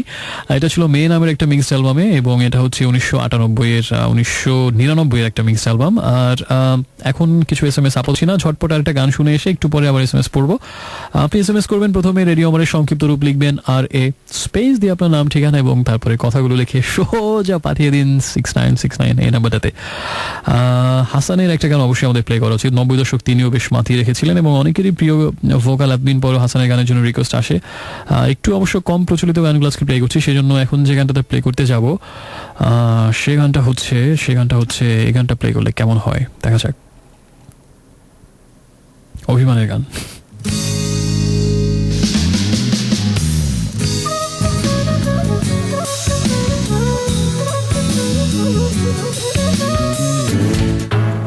Hello friends, welcome back once again. শুনছেন dreams avenue only on radio আমার 88.4 FM। শুনছেন ইরাজকে এবং শুনছেন special episode tribute to 90s, যেখানে আমরা 90 দশকের বাংলাদেশের ব্যান্ডের গানগুলো শুনছি এবং তাদের প্রতি ট্রিবিউট হিসেবে আজকের এই আয়োজনটা। শুনছিলাম একটু আগে মালসের একটা গান, তাদের দ্বিতীয় অ্যালবাম প্রত্যাশা থেকে নেওয়া, 1993 সালে রিলিজ হওয়া অ্যালবাম, এবং গানটার নাম হচ্ছে স্বপ্নভঙ্গ। ওই সময়ের অনেক বেশি জনপ্রিয়তা পেয়েছিল এই গানটা। আর আমার কাছে মনে হয়েছে যে কম্পোজিশনের দিক থেকে সবকিছু মিলিয়ে মাইলসের one of the very best songs undoubtedly. দুর্দান্ত গিটার ওয়ার্ক, ড্রামিং সুপারব ছিল, মাহবুবের বাজানো ড্রামিং, এবং সবকিছু মিলে টোটালি একটা, আমার কাছে মনে হচ্ছে যে একটা অসাম রক নাম্বার। মাইলসের one of the very best song undoubtedly, এবং আমার কাছে সবসময় তাই মনে হয়। স্বপ্নভঙ্গ শুনলাম এবং তারপরে আমরা কিছু SMS পড়ি। ফারজা, আপনার SMS আমি অনেকবার দেখেছি, এত অভিমানের কিছু নেই, সব অভিমানী বন্ধুদের নিয়ে আমার হয় এক মহা বিপদ, সবাই অভিমান করে বসে থাকে একটু। নির্জন আমাকে লিখেছেন, খুব দূরে চলে যেতে ইচ্ছে হয় এবং হয়তো যাবো একদিন, কোনোদিন ভরসা থাকুক সমুদ্রের ঢেউ, স্থির থাকবো পুরনো বাতিঘরের মতো। কুতুবদিয়াতে যেতে পারেন তাহলে, বিকজ কুতুবদিয়াতে একটা বাতিঘর আছে বলে আমাদের ধারণা এবং আমাদের দৃঢ় বিশ্বাস। যদিও সেই বাতিঘর আমি জীবনে দেখিনি, কিন্তু ছোটবেলা থেকে সাধারণ জ্ঞানের প্রতিযোগিতা করতে গিয়ে যখন অনেক কিছু মুখস্থ করতে হতো, তখন দেখতাম বাংলাদেশের কোথায় বাতিঘর আছে, কুতুবদিয়ায়। তো আপনি যেহেতু বাতিঘরের মতো স্থির থাকতে চান এবং সেটা পুরনো হতে হবে, কুতুবদিয়া হতে পারে আপনার স্থায়ী কিংবা অস্থায়ী নিবাস। দুষ্টমির জন্য মার্জনা করবেন। আমাকে লিখেছেন এরপর আফ্রিদা এনাম, তিনি সমর্থন দিয়েছেন একটু আগে আমি যে কথাগুলো বললাম সোশ্যাল কমিউনিকেশন নিয়ে, তার সাথে তিনি পুরোপুরি একমত এবং সবাই অনেক বেশি দেখাতে ইচ্ছুক এই সময়, সবাই দেখাতে চায়। ভার্সালিন 300 গিগাবাইট হার্ড ডিস্ক ভরে গেছে মুভিতে আরো। আচ্ছা, যুদ্ধের মুভি দেখবেন বলে ঠিক করেছেন। আমিও যুদ্ধের মুভি একটা ওই যে কালকে বললাম, কিন্তু ঘুম আমাকে কালকে রেহাই দিল না, দেখা যাক আজকে দেখতে পারি কিনা। দ্য থিন রেড লাইন, দারুণ সিনেমা, এটা আপনার লিস্টে রাখবেন অবশ্যই। আর এরপরে আমাকে আরো অনেক বন্ধু লিখেছিলেন, আপাতত যেহেতু সময় সংক্ষেপ এই জন্য একটা গান প্লে করছি, খুব ছোট না, মিডিয়াম ছোট একটা গান, ওয়ারফেজের একটা গান। এবং ওয়ারফেজের মিউজিক সম্পর্কে বলি, তাদের গানের ওই সময়টাতে 90 দশকে দুটো ধারা ছিল এবং দুটো ধারা গানই সমান জনপ্রিয়তা পেয়েছে। একটা হচ্ছে রকিং ধারা, তাদের মূল ভোকাল সঞ্জয় যে ধারায় গানগুলো গিয়ে জনপ্রিয়তা পেয়েছিলেন, এবং আরেকটা ধারা ছিল এর পাশাপাশি বাবনা, তাদের সেকেন্ড ভোকাল অ্যান্ড বেসিস্ট। বাবনা হচ্ছে একটা একটু সফট, অন্যরকম ভরার একটা গলা দিয়ে অনেক সুরেলা অনেক কিছু গান গেছে, যেমন অবাক ভালোবাসা, বিচ্ছিন্ন আবেগ যেটা আজকে শুরুতে প্লে করেছিলাম, এরকম বেশ কিছু গান, অজান্তে, যখন, তারপরে জননী, এরকম বেশ কিছু গান, মৌনতা। তো এখন সেই বাবনার গাওয়া সেই মেলোডিয়াস ধাঁচের একটা গান প্লে করবো। ওয়ারফেজের দ্বিতীয় অ্যালবাম অবাক ভালোবাসা থেকে নেওয়া হয়েছে গানটা, যখন গানটার নাম। আর এই গানটা আমি প্লে করার আগে একটা বিশেষ কথা বলতে চাই, সেটা হচ্ছে যে গানটা যখন শুনবেন প্রত্যেকটা শব্দ মনে করবেন আমি আপনাকেই বলছি। আমি ডেডিকেট করছি আমার সব বন্ধুকে যারা এই মুহূর্তে শুনছেন, এবং অনেক বেশি ভালোবাসা প্রকাশের মাধ্যম হিসেবে মাঝে মাঝে হয়তো কিছু লাগে, তাই এই গানের মাধ্যমে সেটা প্রকাশ করছি। এবং প্রত্যেকটা শব্দ মনে করবেন আমার হৃদয় থেকে নিঃসৃত হচ্ছে আপনার জন্য। ভাবনা হয়তো গাইছে, কিন্তু কথাগুলো আমার আপনার জন্য। যখন ফিল নিয়ে শুনুন, একটু পরে ফিরছি, সাথেই থাকুন।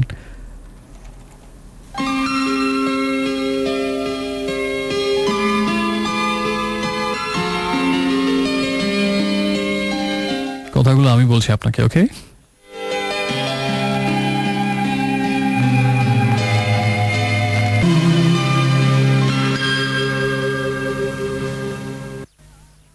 So friends, welcome back for the last time tonight, এবং শুনছেন এই মুহূর্তে আজকে আরেকবার dreams avenue only on radio আমার 88.4 FM। আজকে সময় তো একটু আগে শেষ হয়ে গেছে, আমি এখন ধার করার সময় নিয়ে কথা বলছি, সো খুব বেশি বলার সুযোগ নেই। বহুদিন পরে ট্রিবিউট টু 90s হলো এবং চেষ্টা করেছিলাম একরাশ ভালো লাগে উপহার দিতে, সামনেও চেষ্টা করে যাব অনন্তকাল ধরে নিরবধি। যদিও যে গানটা আমি একটু আগে প্লে করলাম, বললাম এই কথাগুলো আমি আপনাকে বলছি, সেখানে একটা কথা ছিল যে যখন আমি থাকবো না মনে রেখো আমার এই গান, কিন্তু ওই লাইনটা আমার না, আসলে আমি এই কথা কোনোদিনই বলতে চাই না। যখন আমি থাকবো না, আমি শুধু একটা কথাই বলতে চাই, চিরজীবন, সারা জীবন, দরকার হলে জীবনের সীমানা ছাড়িয়েও আমি থাকবো তোমারই পাশে, তোমাদেরই পাশে। শুভরাত্রি জানাচ্ছি এবং অনেক বেশি ভালো থাকবেন। আর যাবার আগে আরেকটা গান প্লে করছি, এটা হচ্ছে ট্রিবিউট টু 90s এর আজকে শেষ গান, অবস্কিউরের একটা গান, দৃষ্টি সীমানায়। এবং ভালো থাকবেন অনেক বেশি। আর সামনের সপ্তাহে এপিসোডে যদি সবকিছু ঠিকঠাক থাকে নিশ্চয়ই আবার কথা হবে। সেটা হচ্ছে সিজন 2 এর 100তম এপিসোড। সবাই প্রত্যাশার বিশাল পাহাড় আমার কাছে চাপিয়ে দিয়েছেন, আমি 1 সপ্তাহ তো হাঁটতেই পারবো না এই পাহাড়, হচ্ছে এত বেশি ওজন 2 কাঁধে আমার, যে কি করবো special episode, I don't know. এমন হতে পারে আমি ছুটি নিয়ে নিলাম, এই প্রত্যাশার চাপ সামলাতে না পেরে সই করলাম না। So let's see what happens and good night, love you all.